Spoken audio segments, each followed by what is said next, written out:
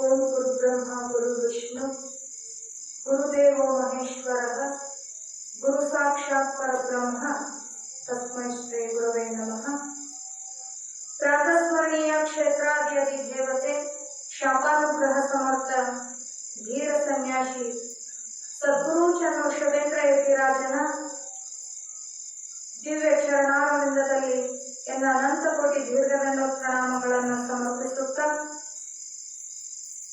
ಗ್ರಂಥಕರ್ತರು ಆಗಿರುವ ಓಂಕಾರೇಶ್ವರ ಶ್ರೀಗಳವರ ಚರಣ ಕಮಲಗಳಲ್ಲಿ ದೀರ್ಘದಂಡ ಪ್ರಣಾಮಗಳನ್ನು ಸಮರ್ಪಿಸುತ್ತಾ ಎನ್ನ ಆರಾಧ್ಯ ದೈವರಾಜ ವಿರಾಜಿಸುತ್ತಿರುವ ಶ್ರೀ ಬಾಲಯೋಗಿ ಮಾಣಿಕ್ಯ ಚನ್ನರು ಶಿವೇಂದ್ರ ಅಪ್ಪಾಜಿಯವರ ಶ್ರೀ ಚರಣ ಕಮಲಗಳಿಗೂ ದೀರ್ಘದಂಡ ಪ್ರಣಾಮಗಳನ್ನು ಸಮರ್ಪಿಸುತ್ತಾ ಶ್ರಾವಣದ ನಿಮಿತ್ತ ಹಮ್ಮಿಕೊಂಡಿರುವ ಅವತಾರ ಸಿದ್ಧ ಯೋಗಿ ಸದ್ಗುರು ಚನ್ನರು ಶಿವೇಂದ್ರ ಯತಿರಾಜನ ಜೀವನ ಚರಿತ್ರೆ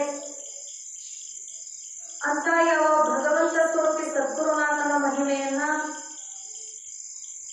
ಸದ್ಗುರುವಿನ ಸನ್ನಿಧಾನದಲ್ಲಿ ಬಂದು ಶ್ರವಣ ಮಾಡಿ ಅಂತ ಯಾವ ಸದ್ಗುರುನಾಥನ ಕೃಪಾ ಕಟಾಕ್ಷಕ್ಕೆ ಪಾತ್ರರಾಗಬೇಕೆಂದು ಸದುದ್ದೇಶಗೊಂಡಿರುವ ನನ್ನ ಎಲ್ಲ ಶರಣರಿಗೂ ನನ್ನ ಅನಂತ ಶರಣಾರ್ಥಿಗಳು. ನಿನ್ನೆ ದಿನ 13ನೇ ಅಧ್ಯಾಯದೊಳಗ ಸದ್ಗುರುನಾಥ ಯಾವ ರೀತಿಯಾಗಿ ಲೀಲೆಯನ್ನು ಮಾಡಿದ್ರು ಅನ್ನೋದನ್ನ ಸ್ವಲ್ಪ ಅವಲೋಕನ ಮಾಡೋಣ. ಸಂಚಾರ ಮೂರ್ತಿಯಾಗಿರತಕ್ಕಂಥ ಚನ್ನರು ಶಿವೇಂದ್ರ ಮಹಾಸ್ವಾಮಿಗಳು ಹಗಲು ರಾತ್ರಿಯ ಪರಿವೆ ಇಲ್ಲದೆ ಸದಾ ತಮ್ಮ ಆನಂದದೊಳಗ ಏಕಾಂತವಾಗಿ ಅವರು ಸಂಚಾರವನ್ನು ಮಾಡ್ತಾ ಇದ್ರು. ಹೀಗೆ ಸಂಚಾರ ಮಾಡ್ತಾ ಸದ್ಗುರುನಾಥ ಯಾವ ಎಂ.ಕೆ. ಹುಬ್ಬಳ್ಳಿ ಅನ್ನುವಂಥ ಗ್ರಾಮಕ್ಕೆ ಬಂದು ಅಲ್ಲಿ ಯಾವ ರೀತಿಯಾಗಿ ತಮ್ಮ ಲೀಲೆಯನ್ನು ತೋರಿಸಿದ್ರು ಅಂತಂದ್ರ ಬಿಳುಪು ರೋಗದಿಂದ ಬಳಲತಕ್ಕಂಥ ಯಾವ ಹೆಣ್ಣು ಮಗಳ ರೋಗವನ್ನ ಕ್ಷಣಾರ್ಧದಲ್ಲಿ ಅಲ್ಲಿ ಕಳೆಯುವಂತವರಾದ್ರು. ಮುಂದೆ ಸಂಚಾರ ಮಾಡ್ತಾ ಮಾಡ್ತಾ ಕಾದರವಳ್ಳಿ ಅನ್ನುವಂಥ ಗ್ರಾಮಕ್ಕೆ ಬಂದು ಅಲ್ಲಿ ಯೌವನ ಮದದಿಂದ ಮೆರೆಯತಕ್ಕಂಥ ಯಾವ 3 ಜನ ಪೈಲ್ವಾನರಿಗೆ ಸದ್ಗುರುನಾಥ ಪಾಪದಿಂದ ಶಾಪವನ್ನ ಕೊಟ್ಟಾಗ ಆ ಗುರುನಾಥನ ಶಾಪಕ್ಕೆ ಗುರಿಯಾಗಿರತಕ್ಕಂಥ 3 ಜನ ಪೈಲ್ವಾನರು ಅಲ್ಲಿ ಹಸು ನೀಡಿದ್ರು ಅನ್ನುವಂಥದ್ದನ್ನ ನಿನ್ನೆ ದಿನ ನಾವು ಶ್ರವಣ ಮಾಡಿದ್ವಿ. ಅಂಥ ಶಾಪಾನುಗ್ರಹ ಸಮರ್ಥ ಇವತ್ತು 14ನೇ ಅಧ್ಯಾಯದೊಳಗೆ ಯಾವ ರೀತಿಯಾಗಿ ತಮ್ಮ ಲೀಲೆಯನ್ನ ಜಗತ್ತಿಗೆ ತಿಳಿಸಿದ್ದಾರೆ ಅನ್ನೋದನ್ನ ಇವತ್ತಿನ ದಿನ ಶ್ರವಣ ಮಾಡಿ ನಾವೆಲ್ಲ ಧನ್ಯರಾಗೋಣ ಅಂತ ಹೇಳುತ್ತಾ 14ನೇ ಅಧ್ಯಾಯ ಪ್ರಾರಂಭ. ಶ್ರೀ ಗಣೇಶಾಯ ನಮಃ, ಶ್ರೀ ಶಂಭುಲಿಂಗಾಯ ನಮಃ, ಶ್ರೀ ಸದ್ಗುರು ಚನ್ನರು ಶಿವೇಂದ್ರಾಯ ನಮಃ. ತಾಪಶಿಯು ಅವನಿಯೊಳಗಿ ರೂಪದೋರಿದೆ ಮನುಜರೇ ಹದಿ, ತಾಪ ಹರಬಹುದು ತರಿಗೆ ಕೋಪಿಗಳಿಗೆ ಯಮದಂಡ. ಈ ಭೂಮಿ ಮೇಲೆ ಅವರು ಮನುಷ್ಯ ಜನ್ಮವನ್ನು ಎತ್ತಿ ನರರೂಪಧಾರಿಯಾಗಿ ಬಂದರೂ ಸಹ ಯಾರು ದುಃಖದಲ್ಲಿರತಕ್ಕಂತಹ ಸಕಲ ಜೀವರನ್ನ ಉದ್ಧಾರ ಮಾಡುವಂತ ಶಕ್ತಿ ಸಾಮರ್ಥ್ಯದಾಯಕರು ಸದ್ಗುರುನಾಥನೇ ಆಗಿದ್ದಾನ. ಯಾರು ಅವರ ಇರುವಿಕೆಯನ್ನ, ಅವರ ಶಕ್ತಿ ಸಾಮರ್ಥ್ಯವನ್ನ, ಅವರ ಸ್ಥಿತಿಯನ್ನ ಅರಿತುಕೊಳ್ಳದೆ ತಮ್ಮ ಅಜ್ಞಾನ ಅವಸ್ಥೆಯೊಳಗೆ ಏನಾದ್ರೂ ಪಾಪವನ್ನ ಕೊಟ್ಟರು ಅಂತಂದ್ರ ಅಂಥವರಿಗೆ ಯಮದಂಡ ನಾಯಕನಾಗಿ ಭೂಮಿ ಒಳಗ ಅವತಾರವನ್ನ ಮಾಡಿ ಬಂದಿದ್ದ. ಹೇ ಸದ್ಗುರು ಶಿರೋಮಣಿ, ದೇವತೆಗಳ ಕುಲಕ್ಕೆ ಅಗ್ರದಂಡ ನಾಯಕನಾದ ನೀನು ದೇವಾದಿದೇವ, ಈ ಭೂಲೋಕದೊಳಗೆ ಯತಿ ಅಂದರೆ ಏನು? ಇಲ್ಲಿ ನಿಮ್ಮ ಚರಿತ್ರೆಯಲ್ಲಿ ಅದನ್ನು ನೀವೇ ತಿಳಿಸಿರುವಿರಿ. ಇವರು ದೇವತಾ ಮನುಷ್ಯ ಅಂತ ಹೇಳಲಿಕ್ಕೆ ಆಗುದಿಲ್ಲ.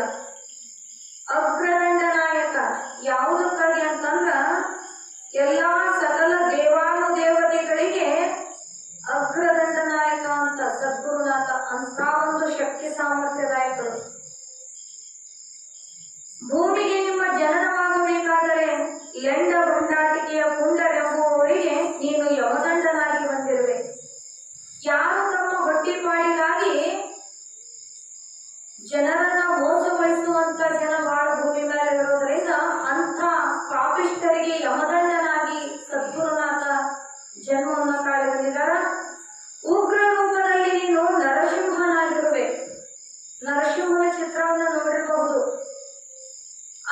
ಯಾವ ನರಸಿಂಹ ಸ್ವರೂಪದೊಳಗ ಉಗ್ರ ಇವರಿಗೆ ಸಿಟ್ಟು ಬಂತು ಅಂತಂದ್ರ ಆ ನರಸಿಂಹನ ಅವತಾರವನ್ನ ತಾಳ್ತಾ ಇದ್ರು. ಶಾಂತಿಯಲ್ಲಿ ಪನ್ನೀರು ಶೀಲಕ್ಕಿಂತಲೂ ತಂಪಾಗಿರ್ಬೇಕು, ಅಲ್ಲದೆ ಆಣೆಕಲ್ಲಿನ ಸ್ವರೂಪದವನಾಗಿರ್ಬೇಕು. ಯಾರಾದ್ರೂ ಅವರಿಗೆ ಶಾಪವನ್ನ ಕೊಟ್ಟರು ಅಂತಂದ್ರ ಅಲ್ಲಿ ನರಸಿಂಹನ ರೂಪವನ್ನ ತಾಳ್ತಾ ಇದ್ರು, ಉಗ್ರ ನರಸಿಂಹನ ರೂಪವನ್ನ.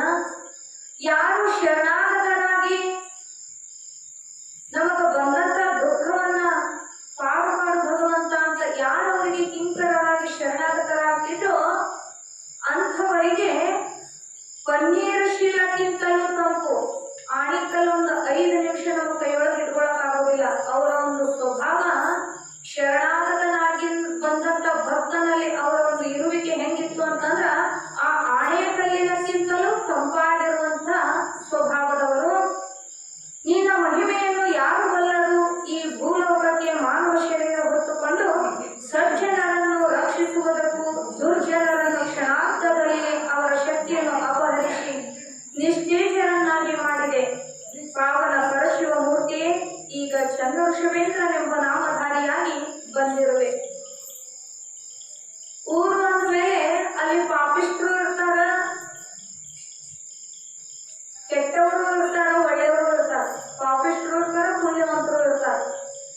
ಯಾವಾಗ ಪುಣ್ಯ ಬಹಳ ಕಡಿಮೆ ಆಗತ್ತೋ, ಧರ್ಮ ಅವನತಿ ಆಗತ್ತೋ, ಅವಾಗ ಇಂಥ ಯಾವ ಸದ್ಗುರುನಾಥರು ಭೂಮಿ ಮೇಲೆ ಜನ್ಮವನ್ನ ತಾಳಿ ಬಂದು ಅಂಥ ಯಾವ ಪಾಪಿಷ್ಠರನ್ನ ಕ್ಷಣಾರ್ಧದಲ್ಲಿ ಅವರನ್ನ ಮರ್ದನ ಮಾಡಲಿಕ್ಕೆ ಭಗವಂತ ತೋರಿಸಿ ಶ್ರೀ ಗುರುನಾಥನಾಗಿ ಭೂಮಿಗೆ ಬಂದಿರ್ತಾರ. ಇಲ್ಲಿ ನೀನು ಅತಿಶಯ ಪರಾಕ್ರಮ ರೂಪಿಯಾದ ಯತಿವರನು. ಯತಿವರಿ ಅಂದರೇನು ಅಂದ್ರ ಈ ಹಣ್ಣಿಕೆರೆಯ ಗ್ರಾಮದಲ್ಲಿ ವಾಸಿಸುವಾಗ ನೋಡ್ರಿ, ನಿನ್ನೆ ದಿನ ಯಾವ ಎಂ.ಕೆ. ಹುಬ್ಬಳ್ಳಿ ಮತ್ತು ಕಾದರವಳ್ಳಿ ಒಳಗ ನಡೆದಂತ ಒಂದು ಲೀಲೆಗಳನ್ನ ನಾವು ಶ್ರವಣ ಮಾಡಿದ್ವಿ. ಇವತ್ತ ಸದ್ಗುರುನಾಥ ಸಂಚಾರ ಮಾಡ್ತಾ ಯಾವ ಗ್ರಾಮಕ್ಕೆ ಬರ್ತಾ ಇದ್ದಾರ ಅಂದ್ರ ಹಣ್ಣಿಕೆರೆ ಗ್ರಾಮದಲ್ಲಿ ಸದ್ಗುರುನಾಥ ವಾಸಿಸುವಾಗ ನಿನಗಾಗಿ ತಿಳಿಯಪಡಿಸಿರುವೆ. ಈ ಗ್ರಾಮದೊಳಗೆ ಪುರಾತನ ಕಾಲದಿಂದಲೂ ನುಡಿಯುತ್ತಾ ಬಂದಿರುವ ಜಗನ್ನಾಚಾರ್ಯರಿಂದ ನಿರ್ಮಿಸಿದ ಶಿವನ ಗುಡಿ, ಅದಕ್ಕೆ ನಾಮಕರಣವಾಗಿರುವುದು. ಅಂತಹ ಪವಿತ್ರವಾದ ಗುಡಿಯೊಳಗೆ ಚಂದ್ರಶುಭೇಂದ್ರ ಯತಿವರ್ಯನ ವಾಸಸ್ಥಾನವಾಗಿರುವುದು. ಅದು ಗುಡಿಯಾದರೂ ಮನೋಹರವಾಗಿರುವುದು. ಅದೇ ದೇವಾಲಯದ ಎದುರಿಗೆ ಮುಂದಾಂಗಣದಲ್ಲಿ ಶೋಭಿತವಾದ ಒಂದು ಕಲ್ಲು ಇರುವುದಾಗಿತ್ತು. ಇನ್ನು ಜಗನ್ನಾಚಾರ್ಯರು ನಿರ್ಮಿಸಿರ್ತಕ್ಕಂತಹ ಮಠಗಳನ್ನಾಗಲಿ ಗುಡಿಗಳನ್ನಾಗಲಿ ನೋಡಿದ್ರೆ 2 ಕಣ್ಣು ಸಾಲುವುದಿಲ್ಲ. ಅಷ್ಟೊಂದು ವಿವಿಧ ಚಿತ್ತಾರಗಳ ಕೆತ್ತನೆಯಿಂದ ಆ ಜಗನ್ನಾಚಾರ್ಯರು ನಿರ್ಮಿಸಿರ್ತಕ್ಕಂತಹ ಯಾವ ಶಿವನ ಗುಡಿ ಎಲ್ಲಿತ್ತು? ಹಣ್ಣಿಕೆರೆ ಗ್ರಾಮದೊಳಗಿತ್ತು. ಅಂಥ ಗ್ರಾಮದೊಳಗ ಸದ್ಗುರುನಾಥ ಇರುವಂತವರಾಗಿದ್ರು. ಎಲ್ಲೇ ಹೋದ್ರು ಕೂಡ ಸದ್ಗುರುನಾಥ ಅಲ್ಲೇ ಇರುವಂತವರಾಗಿದ್ರು. ಆ ಗುಡಿ ಮುಂದ, ಶಿವನ ಗುಡಿ ಮುಂದೆ ಏನಿತ್ತು ಅಂತಂದ್ರ ಯಾರೇ ಬಂದ್ರು ಅವರ ಕಣ್ಣಿಗೆ ಕಾಣುವಂತ ದೊಡ್ಡದಾದ ಒಂದು ಶೋಭಿತವಾದ ಒಂದು ಕಲ್ಲು ಇತ್ತಂತ. ನೋಡ್ರಿ, ಏನು ಒಂದು ದೊಡ್ಡದಾದ ಆ ಶಿವನ ಮಂದಿರದ ಮುಂದೆ ಒಂದು ಕಲ್ಲಿತ್ತು. ಶಿವನ ದರ್ಶನಾರ್ಥ ಬಂದವರಿಗೆಲ್ಲರಿಗೂ ಆ ಕಲ್ಲು ತೋರ್ತಾ ಇತ್ತು. ಚಂದ್ರಶುಭೇಂದ್ರ ಯೋಗಿಗಳು ಹಣ್ಣಿಕೇರಿಗೆ ಬಂದಾಗ ಅವರು ಅಲ್ಲಿಯೇ ನೆಲೆಸುವಂತವರಾಗಿದ್ದರು. ಮತ್ತೆಲ್ಲಾದರೂ ಯಾವುದೇ ಗ್ರಾಮಕ್ಕೆ ಹೋದರೂ ಪುನಃ ತಿರುಗಿ ಬಂದು ಅಲ್ಲಿಯೇ ಉಳಿದುಕೊಳ್ಳುತ್ತಿದ್ದರು. ಈ ಊರೊಳಗಿನ ಜನರು ಆ ಗುಡಿಗೆ ಬರುವ ಸಂಪ್ರದಾಯವು ಮತ್ತು ಸದ್ಗುರುನಾಥನು ಅಲ್ಲೇ ಇರುವ ರೂಢಿಯು. ಹೀಗೆ ಕೆಲವು ದಿವಸ ಗತಿಸಿದ ನಂತರ ತಾವು ಎಲ್ಲಿಯೋ ಹೋಗಿ ಸಂಚಾರ ಮಾಡಿ ಬಂದು ಶಿವನ ಗುಡಿಯೊಳಗ ಕುಳಿತುಕೊಳ್ಳುವಂತ ಭಗವಂತ ಅಲ್ಲಿ ಇರುವಂತ ಸಮಯದೊಳಗ ತಾವು ಬೇರೆ ಕಡೆ ಎಲ್ಲೇ ಹೋಗಿ ಸಂಚಾರ ಮಾಡಿ ಬಂದರೂ ಸಹಿತ ಪುನಃ ಬಂದು ಆ ಶಿವನ ಮಂದಿರದೊಳಗನ ಕೂಡುವಂತ ಒಂದು ರೂಢಿ. ಅದೇ ಪ್ರಕಾರ ಭಗವಂತ ಎಲ್ಲೋ ಸಂಚಾರ ಮಾಡಿ ಬಂದು ಆ ಗುಡಿ ಒಳಗ ಕುಂತ್ಕೊಂಡ್ರು. ಈ ಶಿವನ ದೇವಾಲಯದ ಎದುರಿಗೆ ತೋರುವ ಕಲ್ಲು ಅದು ಈಗ ಇಲ್ಲದಾಗಿರುವುದು. ಎಲ್ಲರಿಗೂ ಬಂದ ತಕ್ಷಣ ತೋರುವಂತ ಆ ಗುಡಿ ಎದುರಿಗಿನ ಕಲ್ಲು ಭಗವಂತನ ದೃಷ್ಟಿಗೆ ಅದು ಕಾಣಲಿಲ್ಲ. ಅವಾಗ ಇದಕ್ಕೆ ಕಾರಣವೇನೆಂದು ಅಲ್ಲಿರುವವರಿಗೆ ಚಂದ್ರಶುಭೇಂದ್ರ ಯತಿರಾಜ ವಿಚಾರಿಸಿದರು. ಅಲ್ಲಪ್ಪ, ಪ್ರತಿನಿತ್ಯ ಇಲ್ಲಿ ಮುಂದ ಶೋಭಾಯಮಾನಗಳ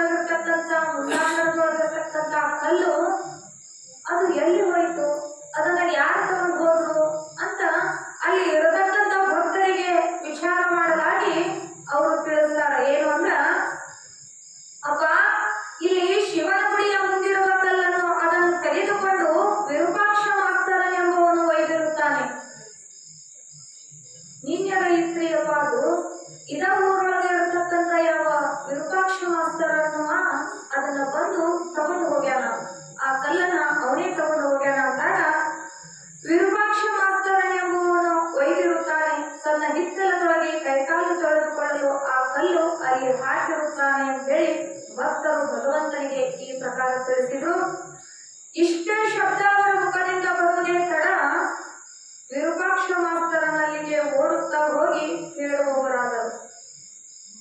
ಯಾಕೆ ಕೇಳಿದ್ರು? ಅದರ ಗೂಢಾರ್ಥ ಇರ್ತದ.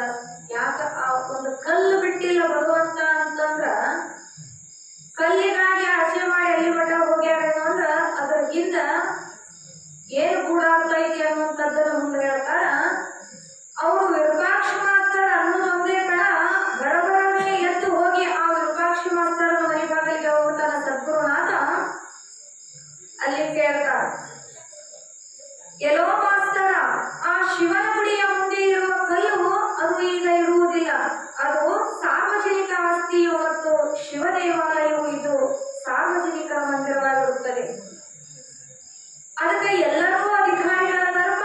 ಸಾರ್ವಜನಿಕ ಅಂದ್ರೆ ಎಲ್ಲರ ಸ್ವತ್ತು. ಅದು ನೀನು ಒಬ್ಬರಲ್ಲ, ಸ್ವಂತವಾಗಿ ವ್ಯಕ್ತಿಗತ ಬಳಸುವುದು ಅಲ್ಲ. ಅದನ್ನ ಯಾಕೆ ನೀನು ತಗೊಂಡು ಬಂದಿ? ಅದನ್ನು ವಿಚಾರಿಸದೆ ಮಗನೇ, ನೀನು ನಿನ್ನ ಸ್ವಾರ್ಥಕ್ಕಾಗಿ ಆ ಕಲ್ಲು ತೆಗೆದುಕೊಂಡು ಬಂದು ಅದನ್ನು ನಿನ್ನ ಹಿತ್ತಲದೊಳಗೆ ಹಾಕಿಕೊಂಡಿರುವೆಯಾ? ನಿನ್ನ ಸ್ವಾರ್ಥಕ್ಕೆ ಯಾಕೆ ತಂದಿರುವಿ ಅಂತೇಳಿ ಅಪಶಬ್ದದಿಂದ ವಿರೂಪಾಕ್ಷ ಮಾಸ್ತರನ್ನ ಬೈಯಕ್ ಚಲೋ ಮಾಡಿದ್ರು ಸದ್ಗುರುನಾಥ. ಆ ಕಲ್ಲು ವ್ಯಕ್ತಿಗತ ಬಳಸುವುದಲ್ಲ, ಸಾರ್ವಜನಿಕರಿಗೆ ಉಪಯೋಗವಾಗುವುದು. ಅದು ಎಲ್ಲಿದ್ದಿರುವುದೋ ಅಲ್ಲಿ ಒಯ್ದು ಚೆಲ್ಲುವಂತವನಾಗೆಂದರು. ಅಲ್ಲಿಗೆ ಆ ಕಲ್ಲು ಹೋಗದಿದ್ದರೆ ನೋಡು ಎಂದು ಬೈಯ ಹತ್ತಿದರು. ಅದು ನಿನ್ನ ಸ್ವಂತಕ್ಕಾಗಿ ಬಳಸುವುದಲ್ಲ, ಎಲ್ಲರಿಗೂ ಸಾರ್ವಜನಿಕರು ಅಂದ್ರ ಅಲ್ಲಿ ಎಲ್ಲರ ಅಧಿಕಾರನೂ ಇರ್ತದ. ಮತ್ತು ಅದು ಶಿವನ ಗುಡಿಯ ಮುಂದಿನ ಕಲ್ಲು ಅಂದಾಗ ಅದನ್ನ ತಂದು ಹಾಕೊಂಡಿ ಅಂತಂದ್ರ ಅದು ತಪ್ಪಪ್ಪ.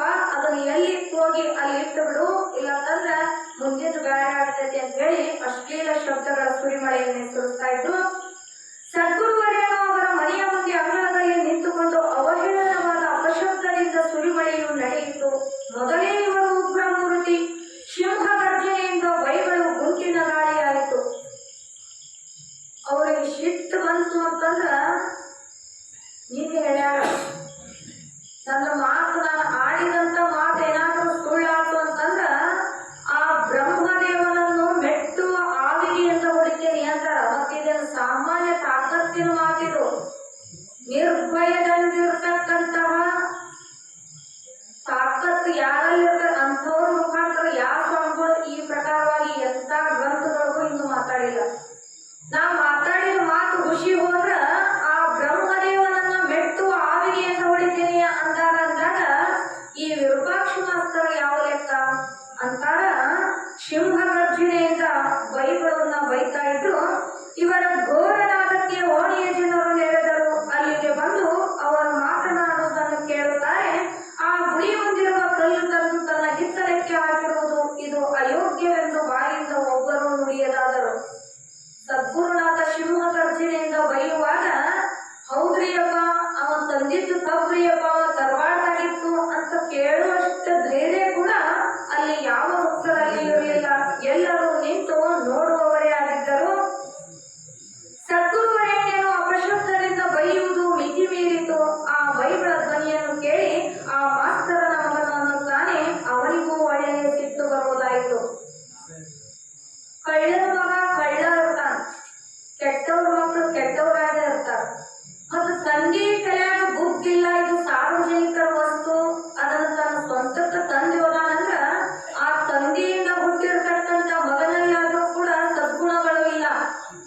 ಯಾವಾಗ ಸದ್ಗುರುನಾಥ ಅವರ ಮನೆ ಮುಂದೆ ನಿಂತು ಬೈಲಿಕ್ಕೆ ಚಲೋ ಮಾಡಿದ್ನೋ, ನಮ್ಮ ಅಪ್ಪು ಮಾಡಿದ್ದು ತಪ್ಪು ಅಂತ ವಿಚಾರ ಮಾಡದೆ ಆ ವಿರೂಪಾಕ್ಷನ ಮಾಸ್ತರನ ಮಗ ಅವ ಸದ್ಗುರುನಾಥನ ಅಪಶಬ್ದದ ಬೈಗಳಿಗೆ ಅವುಗಳನ್ನ ಕೇಳಿ ಅವರಿಗೂ ಬಹಳ ಸಿಟ್ಟು ಬಂತು. ಕೈಯೊಳಗೊಂದು ಗುಂಡು ಕಲ್ಲನ್ನು ಹಿಡಿದುಕೊಂಡು ಹೀಗೆನ್ನುತ್ತಾನೆ, ಇನ್ನು ಮೇಲೆ ನಮ್ಮ ತಂದೆಯನ್ನು ಬೈದರೆ ಈ ಗುಂಡು ಕಲ್ಲಿನಿಂದ ಒಗೆಯುತ್ತೇನೆಂದು ಎತ್ತಿ ತೋರಿಸಿದನು. ಇದ ಅಜ್ಞಾನ. ಅನಂತ ಜನ್ಮದಿಂದ ಮಾಡಿಕೊಂಡು ಬಂದಂತ ಪಾಪ ಸಂಸ್ಕಾರ ರಾಶಿಗಟ್ಟಲೆ ಮಾನವನ ಹೃದಯದಲ್ಲಿ ಅಂತಃಕರಣದೊಳಗೆ ಇತ್ತು ಅಂತಂದ್ರ ಮಲದೋಷವಾಗಿ ಗುರು ಅಂದ್ರ ಯಾರು ಅಂತ ತಿಳಿದಿಲ್ಲ. ಭಗವಂತ ಸಾಕ್ಷಾತ್ ಸ್ವರೂಪಿ ಗುರುನಾಥ ಎದುರು ಬಂದು ನಿಂತರೂ ಅವನ ಗೋಚರ ಆಗುದಿಲ್ಲ.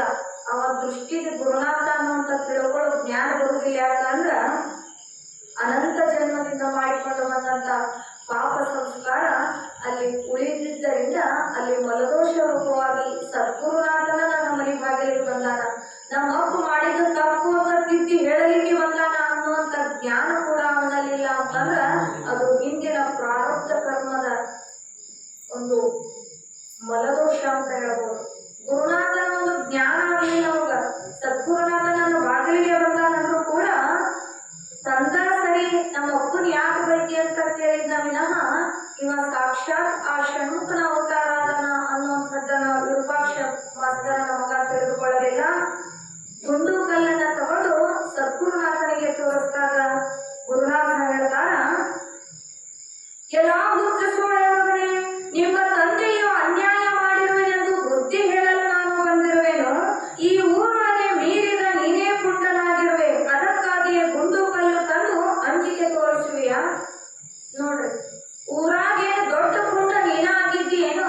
ನಿಮ್ಮ ತಂದೆ ಮಾಡಿದ ತಪ್ಪಿಗಾಗಿ ಅದು ತಪ್ಪು ಅಂತ ನಾನು ಹೇಳಕ್ ಬಂದ್ರ ಅದು ಸರಿ ಅಂತ ತಿಳಿದು ಅದನ್ನೇ ನಂಬಿ ನೀನು ನನಗೆ ಗುಂಡು ಕಲ್ಲು ತೋರ್ಸಾಕೊಂಡಿ ಅಂತ ಊರಾಗ ನೀನ್ ದೊಡ್ಡ ಪುಂಡರು ಏನು ಅಂತ ಆ ವಿರೂಪಾಕ್ಷ ಮಾಸ್ತರನ ಮಗನಿಗೆ ಹೇಳ್ತಾ ಇದ್ದಾರೆ. ಚಂದ್ರ ಋಷಭೇಂದ್ರರು ಹೀಗೆ ಅನ್ನುತ್ತಾರೆ, ಉದ್ದಂಡ ಬಂಡಾಟದ ಮಗನೇ, ಒಂದು ತಿಂಗಳೊಳಗಾಗಿ ನಿನ್ನ ಮೊಣಕಾಲಿಗೆ ಮಂಡಿಯಾಗಿ ದಿಂಡರಟಿಯಿಂದ ಹೊರಳಾಡಿ ಕತ್ತೆಯಂತೆ ಒದರಿ ನೀನು ಹಸು ನೀನು ಅಂತ ಶಾಪವನ್ನು ಕೊಟ್ಟರು. ಒಂದೇ ಒಂದು ಕ್ಷಣ ಅವರ ಮನಸ್ಸಿಗೆ ಯಾರು ಪಾಪವನ್ನ ಕೊಡ್ತಾ ಇದ್ರಲ್ಲ, ಕ್ಷಣಾರ್ಧದಲ್ಲಿ ಅವರಿಗೆ ಶಾಪವನ್ನು ಕೊಡುವಂತ ಶಕ್ತಿ ಸಾಮರ್ಥ್ಯ ಇತ್ತು. ಅದು ಹಿಂದೆ ಜಗದಂಬೆಯಿಂದ ವರದಾನ ಆಗ್ಬಿಟ್ಟದೆ. ಯಾರಿಗೆ? ಷಣ್ಮುಖನ ಸ್ವರೂಪದಲ್ಲಿರುವಾಗ, ಬಾಲ ವಯಸ್ಸಿನಲ್ಲಿರುವಾಗ. ಯಾರು ನಿನ್ನ ಮನಸ್ಸಿಗೆ ತಾಪವನ್ನ ಕೊಡ್ತಾರಲ್ಲ, ಕ್ಷಣಾರ್ಧದೊಳಗೆ ಶಾಪವನ್ನ ಕೊಟ್ಟು ಬಿಡು ಅಂತ ಹೇಳಿ ಆ ಜಗದಂಬೆ ಹೆಂಗ ಆಜ್ಞೆಯನ್ನ ಮಾಡಿದಾರಲ್ಲ, ಅವಳ ಆಜ್ಞಾನುಸಾರವಾಗಿ ಯಾವಾಗ ಗುಂಡು ಕಲ್ಲಿನ ಅಂಜಿಕೆಯನ್ನ ಗುರುನಾಥನಿಗೆ ತೋರಿಸಿದ್ನಲ್ಲ, ಆ ಕ್ಷಣದೊಳಗ ಅವನಿಗೆ ಶಾಪವನ್ನ ಕೊಡುವಂತವರಾದರು. ಅವನಿಗೆ ಶಾಪ ನೀಡಿ ಶಿವನ ಗುಡಿಯಲ್ಲಿಯೇ ಬಂದು ಕುಳಿತುಕೊಂಡರು. ಸರ್ವರು ಅಲ್ಲಿ ನ್ಯಾಯ ಕೇಳ ಬಂದವರು. ಇದು ಸಾರ್ವಜನಿಕರಿಗೆ ಉಪಯೋಗ ವಸ್ತು, ವ್ಯಕ್ತಿಗತ ಬಳಸಬಾರದು. ಸಾರ್ವಜನಿಕರ ದುಡ್ಡುಗಳೇ ಆಗಲಿ, ಯಾವುದೇ ವಸ್ತುವಾಗಲಿ, ಗುಡಿ ಗುಂಡಾರದ ಯಾವುದೇ ಪಾತ್ರೆಗಳಾಗಲಿ ಅದನ್ನು ತಂದು ಉಪಯೋಗಿಸುವುದರಿಂದ ಅವರು ಎಲ್ಲರ ಬಾಯಿಗೆ ಹತ್ತೊತ್ತಿ ತನ್ನ ಬಾಯಿ ತೆರೆದು ಉಪಯೋಗಿಸಿದಂತಾಗುತ್ತದೆ. ಇಂಥವರು ಮನೆಯ ನಾಯಿಯಾಗದೆ ದಿಕ್ಕಿಲ್ಲದ ನಾಯಿಯಾಗಿ ಹುಟ್ಟಿ ಒಬ್ಬ ಮನೆಯವರಿಂದ ಬಯಸಿಕೊಂಡು ಬೈಯಬಾರದ ಬೈಗಳಿಂದ ಬಯಸಿಕೊಂಡು ಉಳಬಿದ್ದು ಸಾಯಬೇಕಾಗುತ್ತದೆ. ಅವ್ರು ಬರೇ ಕಲ್ಲು ಅಂತ ಹೇಳಿಲ್ಲ, ಅವ ಜಡಸ್ವರೂಪದಲ್ಲಿರತಕ್ಕಂತ ಒಂದು ಕಲ್ಲು ತಗೊಂಡು ಹೋಗಿದ್ದಕ್ಕ ಅವನ ಮಗನಿಗೆ ಇಂಥ ಒಂದು ದುರ್ಗತಿ ಬಂದು ಬರೀತು. ಸಾರ್ವಜನಿಕರು ಅಂದ್ರ ಎಲ್ಲರೂ ಸಾರ್ವಜನಿಕರ ವಸ್ತು ಅಂತ ಯಾವಪ್ಪ ಅಂತಂದ್ರ ಇಂಥ ಮಠಮಾನ್ಯಗಳಾಗಲಿ, ಪೂರ್ವದಿನ ಬಸ್ ಸ್ಟ್ಯಾಂಡ್ಗಳಾಗಲಿ ಮತ್ತು ಪಂಚಾಯಿತಿ ಆಗಲಿ, ಅಲ್ಲಿ ಒಬ್ಬರದ ಅಧಿಕಾರ ಇರುವುದಿಲ್ಲ. ಎಲ್ಲರೂ ಸಾರ್ವಜನಿಕರಂದ್ರೆ ಎಲ್ಲರೂ ಅಲ್ಲಿ ಒಟ್ಟಾಗಿ ಇರುವಂತದ್ದು, ಅಲ್ಲಿ ಎಲ್ಲರ ಅಧಿಕಾರನೂ ಇರ್ತದೆ. ಹಂಗ ಮಠಮಾನ್ಯಗಳಲ್ಲಿ ಇರತಕ್ಕಂತಹ ಪಾತ್ರೆಗಳನ್ನ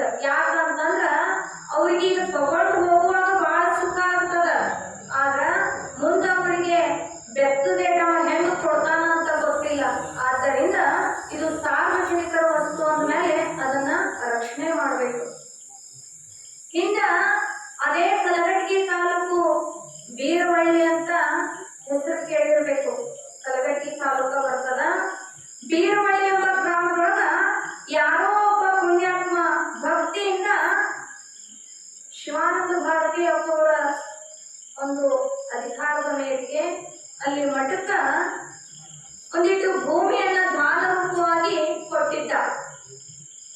ಮಠಕ್ಕ ಭೂಮಿಯನ್ನ ದಾನ ರೂಪವಾಗಿ ಕೊಡ್ತಾರ, ಆದ್ರ ಮಠಾನಾರಾಧನ ಮಾಡಾಕ ಅವ್ರಿಗೆ ಆಗುದಿಲ್ಲ. ಆದ್ದರಿಂದ ಯಾರು ಇದ್ದಾಗ ಕೊಟ್ಟಿರ್ತಾನಲ್ಲ ಅಂತ ಒಬ್ಬ ಶಿಷ್ಯನಿಗೆ ಅದನ್ನು ಒಪ್ಪಿಸ್ತಾರ. ಇದ್ರಾಗ ನೀನು ದುಡಿಪ ಬಂದಷ್ಟ ಅರ್ಧ ಮಠಕ್ಕೂ ಕೊಡು, ನಿನ್ನ ಹೊಟ್ಟಿನೂ ತುಂಬಿಸ್ಕೊ, ನಿನ್ನ ಸಂಸಾರ ಸುಖದಿಂದ ಇರ್ತದ. ಹಿಂಗ ಗುರು ಅವನಿಗೆ ಹೇಳ್ತಾನ. ಅದೇ ರೀತಿಯಾಗಿ ಆ ಬೀರವಳ್ಳಿ ಗ್ರಾಮದೊಳಗ ಆ ಜಮೀನನ್ನು ಒಬ್ಬ ಪುಣ್ಯಾತ್ಮ ಕೊಟ್ಟಿದ್ದ. ಅದನ್ನ ಅಲ್ಲಿರತಕ್ಕಂತ ಯಾವ ಧರ್ಮಪ್ಪ ಅನ್ನುವಂಥ ವ್ಯಕ್ತಿಗೆ ಊರಿನ ಹಿರಿಯರು ಭಾರತೀಯ ಅಪ್ಪವರ ಸಮ್ಮುಖದೊಳಗ ಅವಾಗ ಆ ಹೊಲ ಒಪ್ಪಿಸಿದ್ರು. ಒಪ್ಪಿಸಿ ಏನ್ ಮಾಡಿದ್ರು ಅಂತಂದ್ರ, ಪ್ರತಿ ವರ್ಷ ಇದ್ರೊಳಗ ನೀನು ದುಡಿ, ಅದ ಖರ್ಚು ವೆಚ್ಚ ಎಲ್ಲ ನಿನಗ ಬಿಟ್ಟಿದ್ದು, ಬಂದಿರೋ ಕಾರಣೊಳಗ ಅರ್ಧ ಮಠಕ್ಕೆ ಕೊಡು, ನಿನ್ನ ಹೊಟ್ಟಿನೂ ನೀನು ತುಂಬಿಸ್ಕೊಳಪ್ಪ ಅಂತ ಹೇಳಿ ಹಿಂಗ ಹಿತವಾದ ನುಡಿಗಳನ್ನ ಹೇಳಿ, ನಿಯತ್ತಿನ ಮನುಷ್ಯ ಅದಾನ, ಧರ್ಮದಿಂದ ನಡ್ಕೋತಾನ, ಮಠಮಾನ್ಯರ ಮೇಲೆ ಬಹಳ ಭಕ್ತಿ ಐತಿ ಅಂತ ಹೇಳಿ ಅವನ ಬಡತನದ ಸ್ಥಿತಿಯನ್ನ ಕಂಡು ಹಿರಿಯರು ಅಪ್ಪವರು ಎಲ್ಲ ಸೇರಿ ಅವನಿಗೆ ಒಪ್ಪಿಸಿದ್ರು. ಅವ ಒಂದು 2 ವರ್ಷ ದುಡಿದ, ಬಹಳ ಚಲೋ ಪೀಕ್ ಬರಕತ್ತು, ಅರ್ಧ ಮಠಕ್ಕೆ ಕೊಡ್ತಿದ್ದ, ತನ್ನ ಜೀವನ ಸಾಗಿಸ್ತಿದ್ದ. ಹಿಂಗ ಬಡತನ ಅನ್ನುವಂಥದ್ದು ಅವನು ಹಿಂಗ ಹೋತು, ಬಹಳ ಶ್ರೀಮಂತಿಕೆ ಬಂತು. ಮುಂದೆ ಸದ್ಗುರುನಾಥನ ಪರೀಕ್ಷೆ ಇಂಥ ಹೊತ್ತಿನೊಳಗ ಇಂಥ ಸಮಯದೊಳಗ ಆಗ್ತದ ಅಂತ ಹೇಳಕ್ ಬರೋದಿಲ್ಲ. ಯಾಕಂದ್ರ ಅದು ಒಬ್ಬರದಲ್ಲ ನೋಡ್ರಿ, ಆ ಬಂದಿರತಕ್ಕಂಥ ದವಸದಾನದಿಂದ ಅಂತ ಮಠದೊಳಗೆ ಏನಾದ್ರು ಕಾರ್ಯಕ್ರಮಗಳು ಜರುಗಬಹುದು, 4 ಜನಕ್ಕೆ ಅನ್ನದಾಸೋಹ ಆಗಬಹುದು. ಅದು ಭತ್ತ ಬೆಳೆಯುವಂತ ಭೂಮಿ. ಆ ವರ್ಷ ಏನಾಯ್ತು ಅಂತಂದ್ರ ಮಳೆ ಬೆಳೆ ಬಹಳ ಚೆನ್ನಾಗಿ ಬಂತು. ವರ್ಷದಕ್ಕಿನ 10-20 ಚೀಲ ಭತ್ತ ಬಹಳ ಜೋರಾಗಿ ಬೆಳೀತು. 4 ಜನ ನಿಂತು ನೋಡುವಾಗ ಭತ್ತ ಬೆಳೀತು. ಅಷ್ಟರೊಳಗಾಗಿ ಭಾರತೀಯ ಅಪ್ಪರಲ್ಲಿ ಹೋದಾಗ ಹಿರಿಯರು ಹೇಳಿದ್ರು, ಯಪ್ಪ ಏನೋ ಹೊಲ ತಗೊಂಡು 2-3 ವರ್ಷ ಕಾಳು ಕೊಟ್ಟಾಗ ಮಾಡಿದ, ಇತ್ಲಾಗ ಕಾಳು ಯಾಕೆ ಕೊಡುವಲ್ಲಿ ಮಠಕ್ಕ ಅಂತಂದ್ರ ಬರೀ ಏನಾದ್ರೂ ಒಂದು ತೊಂದರೆಯನ್ನ ಹೇಳ್ತಾನ. ಮಳಿ ಸರಿಯಾಗಿಲ್ಲ, ಕಾಳು ಸರಿಯಾಗಿ ಬಂದಿಲ್ಲ, ಪೀಕ್ ಒಳಗೈತಿ, ಹಿಂಗ ಏನಾದ್ರೂ ಒಂದು ತೊಂದರೆ ಆಗೈತಿ ಅಂತ ಹೇಳ್ತಾನ, ಕಾಳ ಕೊಟ್ಟಿಲ್ಲ ಅಂತ ಹೇಳಿದ್ರು. ಆದ್ರೂ ಸದ್ಗುರುನಾಥ ಇರ್ಲಿ ಬಿಡು, ಮತ್ತೆ ಏನಾದ್ರೂ ತೊಂದರೆ ಬಂದಿದ್ದು ಅದಕ್ಕೆ ಹೇಳೋಣ, ಮುಂದೆ ನೋಡೋಣ ಅಂತ ಕೊಡ್ತಾನ ಅಂತ ಇವರು ಸದ್ಗುರುನಾಥ ಸುಮ್ಮನೆ ಇದ್ರು. ಆ ವರ್ಷ ಏನ್ ಮಾಡಿದ ಅಂತಂದ್ರ ಸಾಕಷ್ಟು ಭತ್ತದ ರಾಶಿಯನ್ನ ಮಾಡಿದ. ಒಂದು 4-5 ಚೀಲ ತಂದು ಮನೆಯಾಗ ಕೊಟ್ಟಿದ್ದ. ಇನ್ನುಳಿದ ಎಲ್ಲಾ ಭತ್ತದ ಚೀಲಗಳನ್ನ ಯಾರಿಗೂ ಕಾಣದೆ ಹೊಲದೊಳಗ ಅವನ್ನ ನಿಟ್ಟು ಒಟ್ಟಿ ಅದ್ರ ಮೇಲೆ ಬಿಳಿ ಹುಲ್ಲ ಹಾಕಿ ಯಾರಿಗೂ ಕಾಣದಂಗ ಅವನು ಪ್ಯಾಕ್ ಮಾಡಿದ. ಆ ವರ್ಷ ಅಪ್ಪವರು ಯಥಾ ಪ್ರಕಾರವಾಗಿ ಬೀರ್ವಳಿಗೆ ಆಗಮಿಸಿದ್ರು. ಶಿವಾನಂದ ಭಾರತೀಯಪ್ಪವರು ಹಿರಿಯರೆಲ್ಲ ಅವನ್ನ ಕರ್ಕೊಂಡು ಬಂದು ಅಪ್ಪವರ ಸಮ್ಮುಖದೊಳಗ ಕುಂದಿರ್ಸಿದ್ರು. ಯಾಕಪ್ಪ 4-5 ವರ್ಷ ಅಂತಂತ ಮಠಕ್ಕೆ ಒಂದ್ಸಲಿ ಕಾಳ ಕೊಟ್ಟಿಲ್ಲ ಅಂತ ಹೇಳಿ ಅಪ್ಪವ್ರು ಕೇಳಿದ್ರು. ಅವ ಹೇಳಿದ, ಇಲ್ರಿಪ್ಪ, ಈ ಸಲ ಭತ್ತೇನೋ ಬಹಳ ಚಲೋ ಬೆಳೆದಿತ್ತು, ಆದ್ರ ಒಕ್ಕಿಂದ ಪೀಕ್ ನೋಡಾಕ ಕಾಳು ನೋಡಾಕ ಅದು 2 ಸರಿಸಮ ಆಗಿಲ್ಲ. ಮೇವು ಮಾತ್ರ ಬಹಳ ಸಾಕಷ್ಟು ಆಗೈತೆ, 5-6 ಬಡಿ ಆಗುವಷ್ಟು ಹುಲ್ಲ ಆಗೈತಿ ವಿನಃ ಅದ್ರೊಳಗ ಕಾಳು ಭಾಳ ಬಂದೇ ಇಲ್ಲ. ಏನೋ 2-3 ಚೀಲ ಆಗಿತ್ತು, ನನ್ನ ಹೊಟ್ಟಿ ಪಾಡಿದಾಗ ಅವನ ಮನ್ಯಾಗ ಇಟ್ಕೊಂಡೇನಿ, ಹೆಚ್ಚಿಗೆ ಕಾಳು ಬಂದಿಲ್ಲ ಅಂದ. ಯಾಕ? ಮನುಷ್ಯನಿಗೆ ಆಸೆ ಅನ್ನೋದು ಹುಟ್ಟಿತು ಅಂತಂದ್ರ ಇದು ಮಠದ್ದೈತಿ, ಇದು ಮಹಾತ್ಮದೈತಿ, ಇದು ಮಹಾತ್ಮದ ಸ್ಥಾನದೊಳಗೈತಿ, ಇದು ಸಾರ್ವಜನಿಕರಿಗೆ ಸೀಮಿತವಾಗಿತ್ತು ಅನ್ನುವಂಥದ್ದನ್ನ ಮರೆತು ಅವನಿಗೆ ಅಲ್ಲಿ ಆಸೆ ಅನ್ನುವಂಥದ್ದು ಹುಟ್ಟು. ಸದ್ಗುರುನಾಥನ ಮುಂದೆನೆ ಅವ ಸುಳ್ಳು ಹೇಳಿಬಿಟ್ಟ. ಆಗಿಲ್ರಿಯಪ್ಪ ಈ ವರ್ಷ ಅಷ್ಟು ಅಂದಾಗ ಗುರುನಾಥ ತ್ರಿಕಾಲ ಜ್ಞಾನ ಇರ್ತಾನ. ಹೌದೇನು, ಆಗ್ಲಿಯಪ್ಪ, ಹಂಗಾರ ನಿನಗೆ ಎಷ್ಟು ಬಟ್ಟಿಗೆ ಐತಲ್ಲ ಅಷ್ಟ ಇಟ್ಕೋ, ಆಗ್ಲಿಕ್ಕೋ ಅಂತ ಹೇಳಿದ್ರು. ಮನೆಗೆ ಬರ್ತಾನ, ಬಂದು ಹೆಂಡತಿ ಮುಂದೆ ಹೇಳ್ತಾನ. ಹಿಂಗ ಊರಾನ ಹಿರಿಯರೆಲ್ಲ ಕೂಡಿ ನನ್ನ ಭತ್ತದ ರಾಶಿ ನೋಡಿ ಬಟ್ಟಿ ತಿರ್ಸಿಪಟ್ಟು ಅಪ್ಪರ ಮುಂದೆ ಹೇಳಿದ್ರು. ಅವ್ರಿಗಿಂತ ಶಾಣೆ ನಾ ಅಪ್ಪರ ಮುಂದೆ ಹಿಂಗೆ ಹೇಳ್ಬಿಟ್ನಿ ಅನ್ನ. ಏಂತಿ ಏಟ ಆಗ್ಲಿ ಧರ್ಮದ ಅನ್ನ ತಿನ್ನಿಟ್ಲಕ್ಕೆ ಆಕಿಗೆ ಅದ್ರ ಬಗ್ಗೆ ಕಾಳಜಿ ಇತ್ತು. ಆಕಿ ಅಂದ್ರು, ಅಲ್ಲೋ ಮಾರಯ್ಯ, ನಾವು ಎಂಥ ಬಡತನದ ಪರಿಸ್ಥಿತಿ ಒಳಗಿದ್ವಿ, ಯಾವಾಗ ಆ ಗುರುನಾಥ ಮಠದ ಸಮ್ಮುಖದಿಂದ ಹೊಲವನ್ನ ನಮಗ್ ಮಾಡಾಕ್ ಕೊಟ್ರಲ್ಲ, ಅವಾಗ್ಲಿಂದ ನಾವು ಚೂರು ಬಡ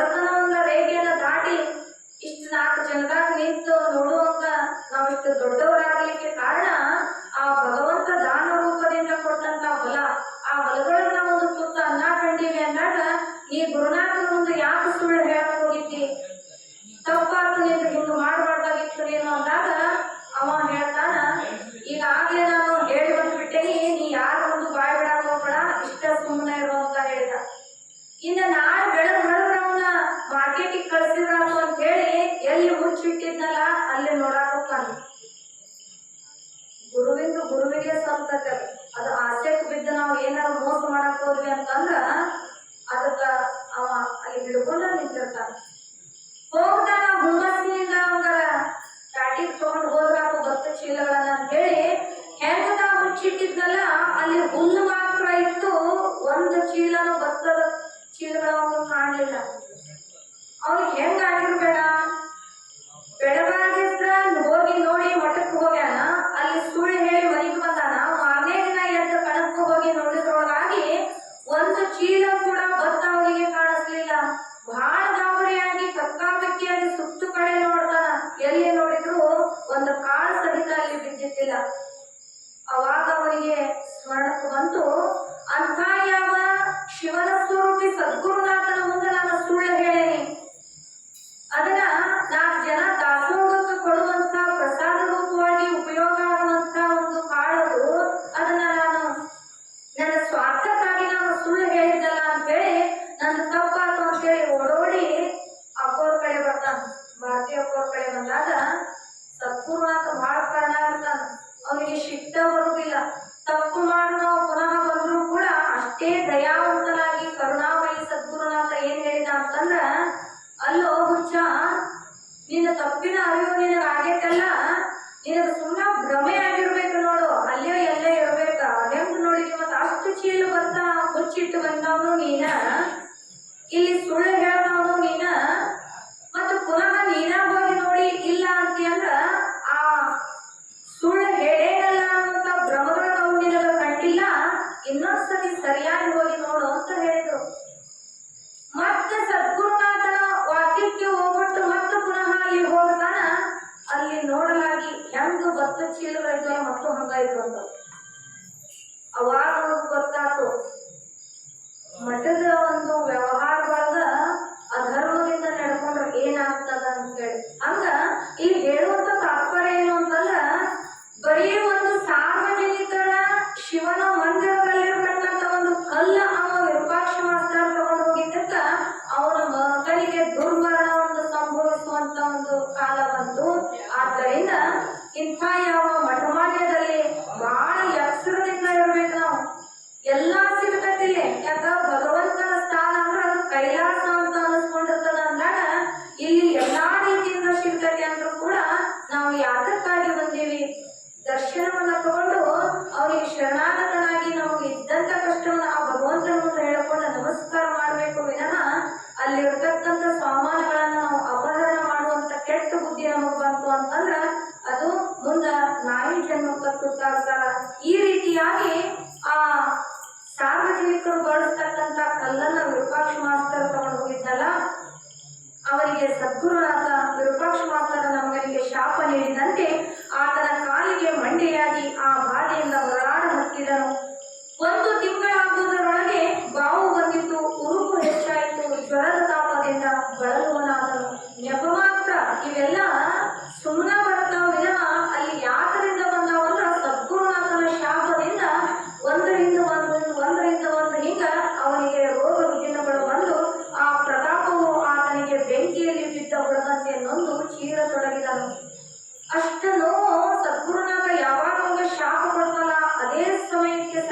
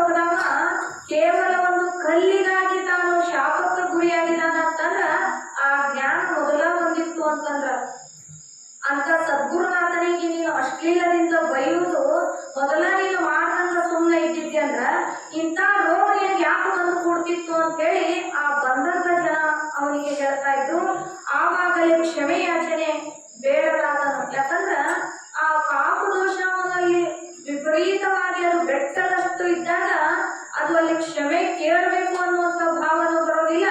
ನನ್ನ ದುಃಖವನ್ನ ನಿವಾರಣೆ ಮಾಡ್ತಾರ ಅನ್ನುವಂಥ ಭಾವ ಕೂಡ ಅವನಲ್ಲಿ ಬರೋದಿಲ್ಲ. ಆದ್ದರಿಂದ ಅಂತ ಸದ್ಗುರುನಾಥನಿಗೆ ಕ್ಷಮೆ ಯಾಚನೆ ಮಾಡದೆ ಅಲ್ಲಿ ತನ್ನ ಸೊಕ್ಕಿನಿಂದ ಮೈಮರೆದನು.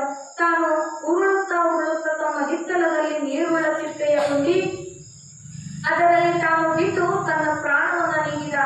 ಇದು ಸದ್ಗುರುನಾಥನ ಶಾಪದಿಂದ ಅವನಿಗೆ ಹೀಗಾಯಿತು. ಮೈಮರೆದು ಸಾಧುವಿನನ್ನು ತಡವಿದವರಿಗೆ ಇದುವೇ ಗತಿಯಾಗುತ್ತದೆ.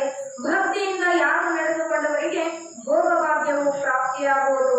ಸದ್ಗುರುನಾಥ ನೋಡಲಿಕ್ಕೆ ಮಾತ್ರ ನರರೂಪಧಾರಿಯಾದರೂ ಕೂಡ ಅವರಲ್ಲಿ ಎಂಥ ಶಕ್ತಿ ಇರ್ತದ ಅಂತಂದ್ರ ಉಗ್ರ ನರಸಿಂಹ ಅಂತ ಹೇಳ್ತಾರೆ. ನೋಡ್ರಿ, ಅವ್ರಿಗೆ ಒಂದು ಕ್ಷಣ ಸಿಟ್ಟು ಬಂತು ಅಂತಂದ್ರ ಅದು ಹರಿಹರ ಬ್ರಹ್ಮಾದಿಗಳಿಂದಲೂ ಕೂಡ ತಡೆಯದೇ ಆಗದಿರತಕ್ಕಂತ ಯಾವ ನರಸಿಂಹನ ಸ್ವರೂಪದಲ್ಲಿ ಆ ವಿರೂಪಾಕ್ಷ ಮಾಸ್ತರನ ಮಗನಿಗೆ ಶಾಪವನ್ನ ಕೊಟ್ಟರು.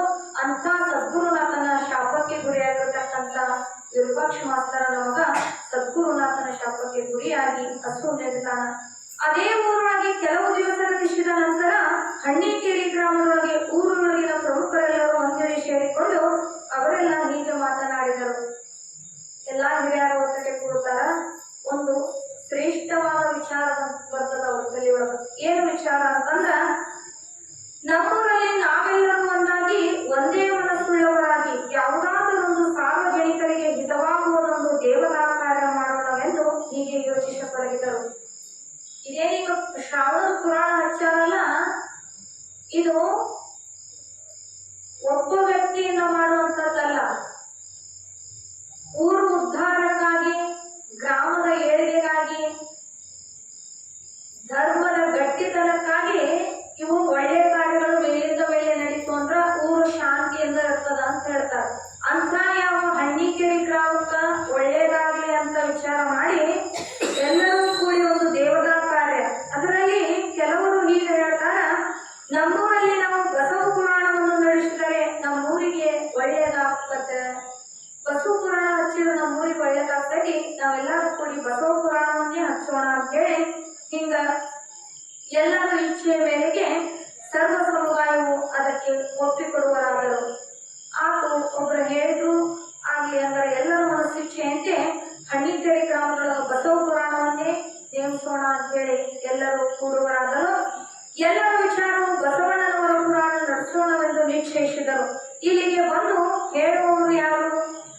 ಪುರಾಣ ಹಚ್ಚೋಣ ಅಂತ ಅಂದ್ವಿ, ಹಚ್ಚೋಣ ಅಂತ ಎಲ್ಲರೂ ಒಪ್ಪಿಗೆನೂ ಕೊಟ್ವಿ. ಮತ್ತೆ ಇಲ್ಲಿ ಬಂದು ಬಸವ ಪುರಾಣ ಹೇಳಬೇಕಲ್ಲ ಅಂದಾಗ ಅವರೊಳಗೆ ವಿಚಾರ ತೆಗೆದರು. ಅದರೊಳಗೆ ಒಬ್ಬರು ಹೇಳ್ತಾರ, ಆಗಿನ ಕಾಲದೊಳಗ ವಿಜಾಪುರದ ಶಾಸ್ತ್ರಿಗಳನ್ನು ಕರೆಸೋಣವೆಂದರು. ವಿಜಾಪುರದ ಶಾಸ್ತ್ರಿಗಳು ಅಂದ್ರ ಅವ್ರು ತೀರ್ಥನ ಆಗ್ಲಿ ಪುರಾಣವನ್ನ ಹೇಳಕ ಬಹಳ ಎತ್ತಿದ ಕೈದಾರ.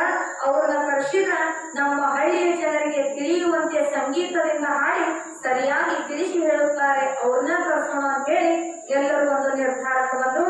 ಸರ್ವರ ಸಮ್ಮತವು ಸರಿಯಾಗಿ ಒಂದು ನಿರ್ಣಯಕ್ಕೆ ಬಂದು ಪುರಾಣ ನಡೆಸುವ ಸ್ಥಳವನ್ನು, ಅದು ಕೂಡ ಸಕಲರಿಗೆ ಬರು ಹೋಗುವುದಕ್ಕೆ ಅನುಕೂಲವಾಗುವಂತೆ ಒಂದು ಸ್ಥಾನವನ್ನು ಶೋಧಿಸಿದರು. ಊರೊಳಗಿನ ಪ್ರಮುಖರು ಹೇಳಿದಂತೆ ಹೆಣ್ಣು ಮಕ್ಕಳು ಗಂಡು ಮಕ್ಕಳು ಎಲ್ಲರೂ ಸರಿಯಾಗಿ ನಡೆದುಕೊಳ್ಳಬೇಕು. ಅದರಂತೆ ಎಲ್ಲರೂ ತಮ್ಮ ಒಪ್ಪಿಗೆಯನ್ನು ಕೊಟ್ಟರು. ಪುರಾಣ ಚಲುವಾದ ಮೇಲೆ ಮುಖ್ಯಸ್ಥರು ಅಂತ ಇರ್ತಾರೆ, ಅವ್ರು ಹೇಳದಂಗ ಎಲ್ಲರೂ ನಡ್ಕೋಬೇಕು. ನೀವು ಹೆಣ್ಮಕ್ಳಾಗ್ಲಿ ಗಂಡ್ಮಕ್ಳಾಗ್ಲಿ ಒಂದೇ ಮನಸ್ಸುಳ್ಳವರಾಗಿ ಅಂತ ಯಾವ ಶ್ರೇಷ್ಠ ಕಾರ್ಯವನ್ನ ನಾವು ನಡೆಸೋಣ, ನೀವೆಲ್ಲ ಒಪ್ಪಿಗೆ ಕೊಡ್ತೀರೇನೋ ಅಂದಾಗ ಎಲ್ಲರೂ ಅದಕ್ಕೆ ಒಪ್ಪಿಗೆ ಕೊಡುವಂತವರಾದರು. ಆಗಿನ ಕಾಲದೊಳಗೆ ಹಣ್ಣಿಕೇರಿಯ ಊರೊಳಗೆ ಪ್ರಮುಖ ವ್ಯಕ್ತಿ ಅಂದ್ರೆ ಮೇಳದ ದೊಡ್ಡ ನಿಂಗಪ್ಪ. ಆಗಿನ ಕಾಲದೊಳಗ ಸ್ವಲ್ಪ ಬಡತನದ ಪರಿಸ್ಥಿತಿ, ಯಾರಲ್ಲಿ ನಾಲ್ಕು ದುಡ್ಡು ಹೆಚ್ಚಿರ್ತಾವಲ್ಲ ಆ ಮನುಷ್ಯನೇ ಮುಖ್ಯಸ್ಥನನ್ನಾಗಿ ಮಾಡ್ತಾ ಇದ್ರು. ಅದೇ ರೀತಿಯಾಗಿ ಮೇಳದ ನಿಂಗಪ್ಪ ಅನ್ನುವಂಥವ ಸ್ವಲ್ಪ ದುಡ್ಡಿನಿಂದ, ಅಧಿಕಾರದಿಂದ, ಧನದಿಂದ ಮತ್ತು ಮೇಲ್ತರಗತಿಯವನಾಗಿದ್ದ. ಅವನಿಗೆ ಎಲ್ಲರ ಒಂದು ಅಧಿಕಾರವನ್ನ, ಹಿರಿತನವನ್ನ ಆ ಮೇಳದ ನಿಂಗಪ್ಪನಿಗೆ ಕೊಡ್ತಾರೆ. ಅವನಿಗೆ ಎಲ್ಲರ ಕಾರುಗಳು ವಹಿಸಿಕೊಟ್ಟರು. ಮೇಳದ ನಿಂಗಪ್ಪನು ಹೇಳಿದಂತೆ ಹಣ್ಣಿಕೇರಿ ಗ್ರಾಮದೊಳಗೆ ನಡೆದುಕೊಳ್ಳಬೇಕೆಂದರು. ಅದರಂತೆ ಊರೊಳಗೆ ಯಾರಾದರೂ ಮೇಳದ ನಿಂಗಪ್ಪ ಹೇಳಿದಂತೆ ಕೇಳುವರೆಂದು ಎಲ್ಲರೂ ತಮ್ಮ ಒಪ್ಪಿಗೆ ಕೊಟ್ಟು ಮುಂದೆ ವಿಜಾಪುರ ಶಾಸ್ತ್ರಿಯನ್ನು ಬರಮಾಡಿಕೊಂಡರು. ಅವರ ಸಂಗಾತಿಗಳಾದ ಹಾರ್ಮೋನಿಯಂ ನುಡಿಸುವರು, ತಬಲಾದವರು, ಎಲ್ಲರೂ ಸಂಗೀತದ ಮೇಳದವರು ಎಲ್ಲರೂ ಎಲ್ಲಿ ಬಂದ್ರು ಅಂದ್ರ ಹಳ್ಳಿಕೆರೆ ಗ್ರಾಮಕ್ಕೆ ಬಂದ್ರು. ಅಲ್ಲಿ ಪುರಾಣ ಹೇಳುವಂತ ಒಂದು ಸಭಾ ಮಂಟಪವನ್ನ ಬಹಳ ವಿಜೃಂಭಣೆಯಿಂದ ಅಲಂಕೃತ ಮಾಡಿ ಅಲ್ಲಿ ಪುರಾಣ ಹೇಳುವವರಿಗೆ ಅನುಕೂಲವಾಗಿ ಎಲ್ಲ ರೀತಿಯಿಂದ ಅಲಂಕೃತವನ್ನ ಮಾಡಿ ಸರ್ವ ಸಾಹಿತ್ಯದೊಂದಿಗೆ ಪುರಾಣ ನಡೆಸುವಂತವರಾದರು. ಬಸವ ಪುರಾಣ ಕೇಳಲಿಕ್ಕೆ ಬಂದವರಿಗೆ ಅನ್ನ ಪ್ರಸಾದ ಅಂತ ಸರ್ವರಿಗೂ ಸುವ್ಯವಸ್ಥೆ ಮಾಡಿದರು. ಇಲ್ಲಿ ನೀವು ಹೆಂಗ ನಿತ್ಯ ಬಂದಂತ ಎಲ್ಲಾ ಭಕ್ತರಿಗೆ ಪ್ರಸಾದದ ವ್ಯವಸ್ಥೆಯನ್ನ ಮಾಡಿದಿರಲ್ಲ, ಅದೇ ರೀತಿಯಾಗಿ ಅಲ್ಲಿ ಹಳ್ಳಿಕೆರೆ ಗ್ರಾಮದೊಳಗಾದ್ರೂ ಬಂದಂತ ಎಲ್ಲಾ ಭಕ್ತರಿಗೆ ಅನ್ನ ಪ್ರಸಾದದ ವ್ಯವಸ್ಥೆಯನ್ನ ಮಾಡಿದ್ರು. ಬಸವ ಪುರಾಣವು ಮಂಟಪದೊಳಗೆ ಸರ್ವರು ಸಮ್ಮಿಳಿತರಾಗಿ ಕೇಳತೊಡಗಿದರು. ಹಿರಿಯರಾದ ಮೇಳದ ಲಿಂಗಪ್ಪನಿಂದ ಕೊಡುವುದಾಗಲಿ ತರುವುದಾಗಲಿ ಅವನ ಅಧಿಕಾರದೊಳಗೆ ನಡೆಯುವುದಾಯಿತು. ಬಸವ ಪುರಾಣದ ಸರ್ವ ಕಾರ್ಯಗಳು ಅವನಿಂದಲೇ ನಡೆಯುವಂತವರಾದವು. ಯಾಕಂದ್ರ ಜವಾಬ್ದಾರಿ ಅನ್ನುವಂಥದ್ದು ಒಬ್ಬರ ವಹಿಸ್ಕೋಬೇಕು. ಮನೆಯೊಳಗ 3 ಜನ ಮಕ್ಕಳು ತಂಗಿ ಅದಾರ ಅಂತಂದ್ರ 3 ಜನ ಹಿರಿತನ ಮಾಡ್ತೀವಿ ಅಂದ್ರ ಮನೆ ಹಿರಿತನ ಸರಿ ಆಗುದಿಲ್ಲ. ಒಬ್ಬ ಹಿರಿಯವಾಗ ಮಾಡ್ಬೇಕು ಒಂದು, ಇಲ್ಲ ಬಹಳ ವಿದ್ಯಾವಂತಿಕೆ ಬುದ್ಧಿ ಇದ್ದಾವ ಮಾಡ್ಬೇಕು ಒಂದು, ಇಲ್ಲ ಮನೆಗೆ ಯಜಮಾನನಾಗಿರ್ತಕ್ಕಂಥ ತಂಗಿ ಹಿರಿತನ ಮಾಡಿದ್ರೆ ಮನೆ ಸುಗಮವಾಗಿ ನಡೀತದೆ. ತಂಗಿದು ನಾನು ಹಿರಿತನ ಮಾಡ್ತೇನೆ ಅಂತ 3 ಮಕ್ಕಳು ನಾವು ಹಿರಿತನ ಮಾಡ್ತೇವೆ ಅಂತಂದ್ರ ಅದು ಹೇಗೆ ನಡೆಯೋದಿಲ್ಲೋ ಹಂಗ ಇಲ್ಲಿ ಮೇಳದ ಲಿಂಗಪ್ಪ ಆದ್ರೂ ಕೂಡ ಕೊಡೋದಾಗ್ಲಿ ತರೋದಾಗ್ಲಿ ಹೋಗೋದು ಬರೋದು ಎಲ್ಲದರ ಜವಾಬ್ದಾರಿಯನ್ನು ಅವ ಒಬ್ಬ ವಹಿಸ್ಕೊಂಡಿದ್ದ. ಅಲ್ಲಿ ಇರತಕ್ಕಂತ ಎಲ್ಲಾ ಶಿಷ್ಯರೊಳಗ ಅವ ಏನ್ ಹೇಳ್ತಾನಲ್ಲ ಅವನ ಮಾತಿಗೆ ಚಾಚು ತಪ್ಪದೆ ಅವ ಹೇಳ್ದಂಗ ನಡೀತಾ ಇದ್ರು. ಅವನಿಂದ ಮಾತು ಬರೋದರೊಳಗಾಗಿ ಎಲ್ಲರೂ ಅದನ್ನ ಆಚರಿಸ್ತಾ ಇದ್ರು. ಮೇಳದ ದೊಡ್ಡ ಲಿಂಗಪ್ಪ ಸಭೆಯಲ್ಲಿ ಮುಂದಾಗಿ ಆ ಕಾರ್ಯವನ್ನು ನಡೆಸ್ತಾ ಇದ್ದ. ಮಂಟಪದ ಸುತ್ತೆಲ್ಲ ಹಿಂದೆ ಕೈ ಕಟ್ಟಿಕೊಂಡು ಅದನ್ನು ಸರಿಯಾಗಿ ವ್ಯವಸ್ಥೆಯನ್ನ ಮಾಡ್ತಾ ಇದ್ದ. ಯಾಕಂದ್ರ ಯಜಮಾನಿಕೆ ಮಾಡೋದ್ರೊಳಗೂ ಬಹಳ ಮಜಾ ಇರ್ತದ ಅಂತ ಹೇಳ್ತಾರೆ. ಅವ್ರಿಗೆ ಅದೊಂದು ಖುಷಿ. ಯಜಮಾನಿಕೆ ಮಾಡೋದು ಅಂತಂದ್ರೆ ಕಿಶೆದಾಗ 4 ರೂಪಾಯಿ ಇಟ್ಟು ಯಜಮಾನಿಕೆ ಅವ್ರಿಗೆ ಕೊಟ್ಟ ಅಂದಾಗ ಹಿಂದೆ ಕೈ ಕಟ್ಕೊಂಡು ಏನ್ ಎದೆ ಉಬ್ಬಿಸ್ಕೊಂಡು ಅಡ್ಡಾಡ್ತಿರ್ತಾರ. ಮುಂದೆ ಯಾರು ನಮಸ್ಕಾರ ಹಾ ಹಾ ಅಂತಿರ್ತಾರ. ಯಾಕ ಅದು ಯಜಮಾನಿಕೆ ಅನ್ನುವಂತ ಅಧಿಕಾರ ಮನುಷ್ಯನಿಗೆ ಬಂತು ಅಂತಂದ್ರ ಮನ್ಯಾಗ ಅವ್ನು ಏನ್ ಮೂಲ್ಯಾಗ ಕುಂದಿಸಿ ಬಡದ್ರು ಚಿಂತಿಲ್ಲ. ಎಲ್ಲರೂ ಯಜಮಾನಿಕೆ ಕೊಡ್ಬೇಕು ಅವಂಗ ಬಹಳ ಗಮ್ಮತ್ತಿನ್ಯಾಗ ಅಡ್ಡಾಡ್ತಿರ್ತಾರ. ಅಂತ ಒಂದು ಗಮ್ಮತ್ತಿನ್ಯಾಗ ಅಡ್ಡಾಡುವಂತವ ಯಾರು ಮೇಳದ ಲಿಂಗಪ್ಪ. ಸಭೆ ಶಾಂತಮಯವಾಗಿ ನಡೀತಾ ಇತ್ತು. ಅವ ಎಲ್ಲಾ ರೌಂಡ್ ಹಾಕ್ತಿದ್ದ. ಹಿಂದ ಕೈ ಕಟ್ಕೊಂಡು ಎದೆ ಉಬ್ಬಿಸ್ಕೊಂಡು ಒಳ್ಳೆ ಎಲ್ಲರೂ ನಾನ್ ಹೇಳ್ದಂಗ ಕೇಳ್ತಾರಲ್ಲ, ಎಲ್ಲಾ ಸರ್ವ ಕಾರ್ಯಗಳು ನನಗ ಒಪ್ಪಿಸಿದಾರಲ್ಲ ಅನ್ನುವಂತ ಆ ಗಮ್ಮತ್ತಿನೊಳಗ ಅಡ್ಡಾಡ್ತಾ ಇದ್ದ. ಆ ಪುರಾಣ ಹೇಳುವ ಸಮಯದಲ್ಲಿ ಸರ್ವರು ಸಂತೋಷದ ಸುದ್ದಿಯಲ್ಲಿ ಮೈ ಬೆಳೆದರು. ಅಂತಹ ಸೊಗಸದ ಸಮಯದಲ್ಲಿ ಯೋಗನಿಷ್ಠರಾದ ಚಂದ್ರಶವೇಂದ್ರ ಯತಿಗಳು ಇವರು ತಮ್ಮ ಆಸನದಲ್ಲಿ ಕುಳಿತುಕೊಂಡು ಆಲಿಸ್ತಾ ಇದ್ರು. ಅಲ್ಲಿ ವಿಜಾಪುರದ ಶಾಸ್ತ್ರಿಗಳು ಪುರಾಣವನ್ನ ಬಸವ ಪುರಾಣವರು ಹೇಳ್ತಾ ಇದ್ರು. ಕೇಳುವವರು ಇಂಪಾಗಿ ಕೇಳ್ತಾ ಇದ್ರು. ಅಲ್ಲೇ ಒಂದು ಸ್ಥಾನದೊಳಗ ಬೂದಿ ಮುಚ್ಚಿದ ಕೆಂಡದಂತೆ ಇರತಕ್ಕಂಥ ಸದ್ಗುರುನಾಥ ತಮ್ಮ ಆಸನದೊಳಗ ಅಲ್ಲೇ ಶಾಂತಮಯವಾಗಿ ಕುಂತು ಆ ಪುರಾಣವನ್ನ ಆಲಿಸ್ತಾ ಇದ್ರು. ಆಗ ಒಂದು ಸನ್ನಿವೇಶವು ಅಲ್ಲಿ ಬಂದೊದಗಿತು. ಕೇಳುವವರು ಇಂಪಾಗಿ ಕೇಳ್ತಾ ಇದ್ರು. ಇವೆಲ್ಲ ಹೆಂಗ ಕೇಳಕತ್ತಿರಲ್ಲ ಹಂಗ ಅವರು ಪುರಾಣ ಕೇಳಕತ್ತಿದ್ರು. ಹೇಳುವವರು ಬಹಳ ಇಂಪಾಗಿ ಹೇಳಕತ್ತಿದ್ರು. ಇದೆಲ್ಲವೂ ನಡೆಯಬೇಕಾದರೆ ನನ್ನಿಂದಲೇ ಹೀಗೆ ಸಾಗುವುದೆಂಬ ಅಹಂಭಾವವು ಮೇಳದ ಲಿಂಗಪ್ಪನಿಗೆ ಉದಯಿಸಿತು. ಬಂತು ನೋಡ್ರಿ. ಮದ ಅನ್ನೋದು ಬರ್ಬೇಕು ಅಂತಂದ್ರ ಬಹಳ ಸರಳ. ದುಷ್ಟಗುಣಗಳ ದೌಡು ಮುತ್ತಿಗೆ ಆಗ್ತಾವ ಮನುಷ್ಯನಿಗೆ. ಸದ್ಗುಣಗಳು ಬರ್ಬೇಕಾದ ಅಂತಂದ್ರ ಮಹಾತ್ಮರ ಸಂಘದೊಳಗ ಪ್ರತಿನಿಷ್ಠೆ ಇದ್ದಾಗ ಸದ್ಗುಣಗಳ ಅವನಲ್ಲಿ ಹೋಗ್ಕೊಂತಾವು. ದುಷ್ಟಗುಣಗಳು ಬಲವಂತವಾಗಿ ಅವನ್ನ ನಾವು ಕರ್ಕೋಬೇಕನ್ನೋಂಗೆ ಇಲ್ಲ. ಕ್ಷಣಾರ್ಥದೊಳಗ ಆ ಸಮಯಕ್ಕೆ ಅನುಸಾರವಾಗಿ ಆ ದುಷ್ಟಗುಣಗಳು ಬಂದ ಬಿಡ್ತಾವ. ಯಾವಾಗ ಇವಾಗ ನನ್ನಿಂದ ನಡೀತೈತಿ ಅನ್ನುವಂತ ಭಾವ ಬಂತೋ ಅಲ್ಲಿ ಅದು ಅಹಂಕಾರ, ನನ್ನಿಂದ ನಾನೇ ಶ್ರೇಷ್ಠ, ಎಲ್ಲದರಲ್ಲಿಯೂ ನಾನ ಅನ್ನುವಂತ ಭಾವ ಅವನಿಗೆ ಬಂತು. ಇದನ್ನು ಯಾರಿಗೆ ತಿಳಿಯಿತು ಅಂದ್ರ ಸರ್ವಜ್ಞನಾದ ಚಂದ್ರಶವೇಂದ್ರ ಯೋಗಿಗಳಿಗೆ ಹೊಳೆಯಿತು. ಅಂತರ್ವೃತ್ತಿಯ ಜ್ಞಾನದಿಂದ ಇದೆಲ್ಲವನ್ನು ಅರಿತರು. ಅದಕ್ಕೆ ನಾನೇ ಮುಖ್ಯಸ್ಥನು, ಇದು ನಡೆಯಬೇಕಾದರೆ ನನ್ನಿಂದಲೇ ಸಾಗುವುದಾಗಿದೆ ಎಂದು ಹೀಗೆ ಸಂಚರಿಸುತ್ತಾ ಇದ್ದನು. ಇದು ಎಲ್ಲಾ ನನ್ನಿಂದನ ಕಥೆ. ನಾ ಅಕಸ್ಮಾತ್ ಬಿಟ್ಟೆ ಅಂದ್ರೆ ಇದೆಲ್ಲ ಸುಳ್ಳ. ನಾನ ಇದಕ್ಕೆ ಮುಖ್ಯಸ್ಥ, ನಾನು ಅನ್ನುವಂಥದ್ದು ಬಂತು. ಯಾಕೆ ಬಂತು ಅಂತಂದ್ರ ಎಲ್ಲಾ ಜನ ಅವ ಹೇಳದಂಗ ಕೇಳ್ತಿದ್ರು. ಅವ ಏನ್ ಹೇಳ್ತಾನಲ್ಲ ಅದಕ್ಕ ತಲೆ ಹೋಗ್ತಾ ಇದ್ರು. ಆ ಒಂದು ಜನ ಕೊಡ್ತಕ್ಕಂತಹ ಗೌರವ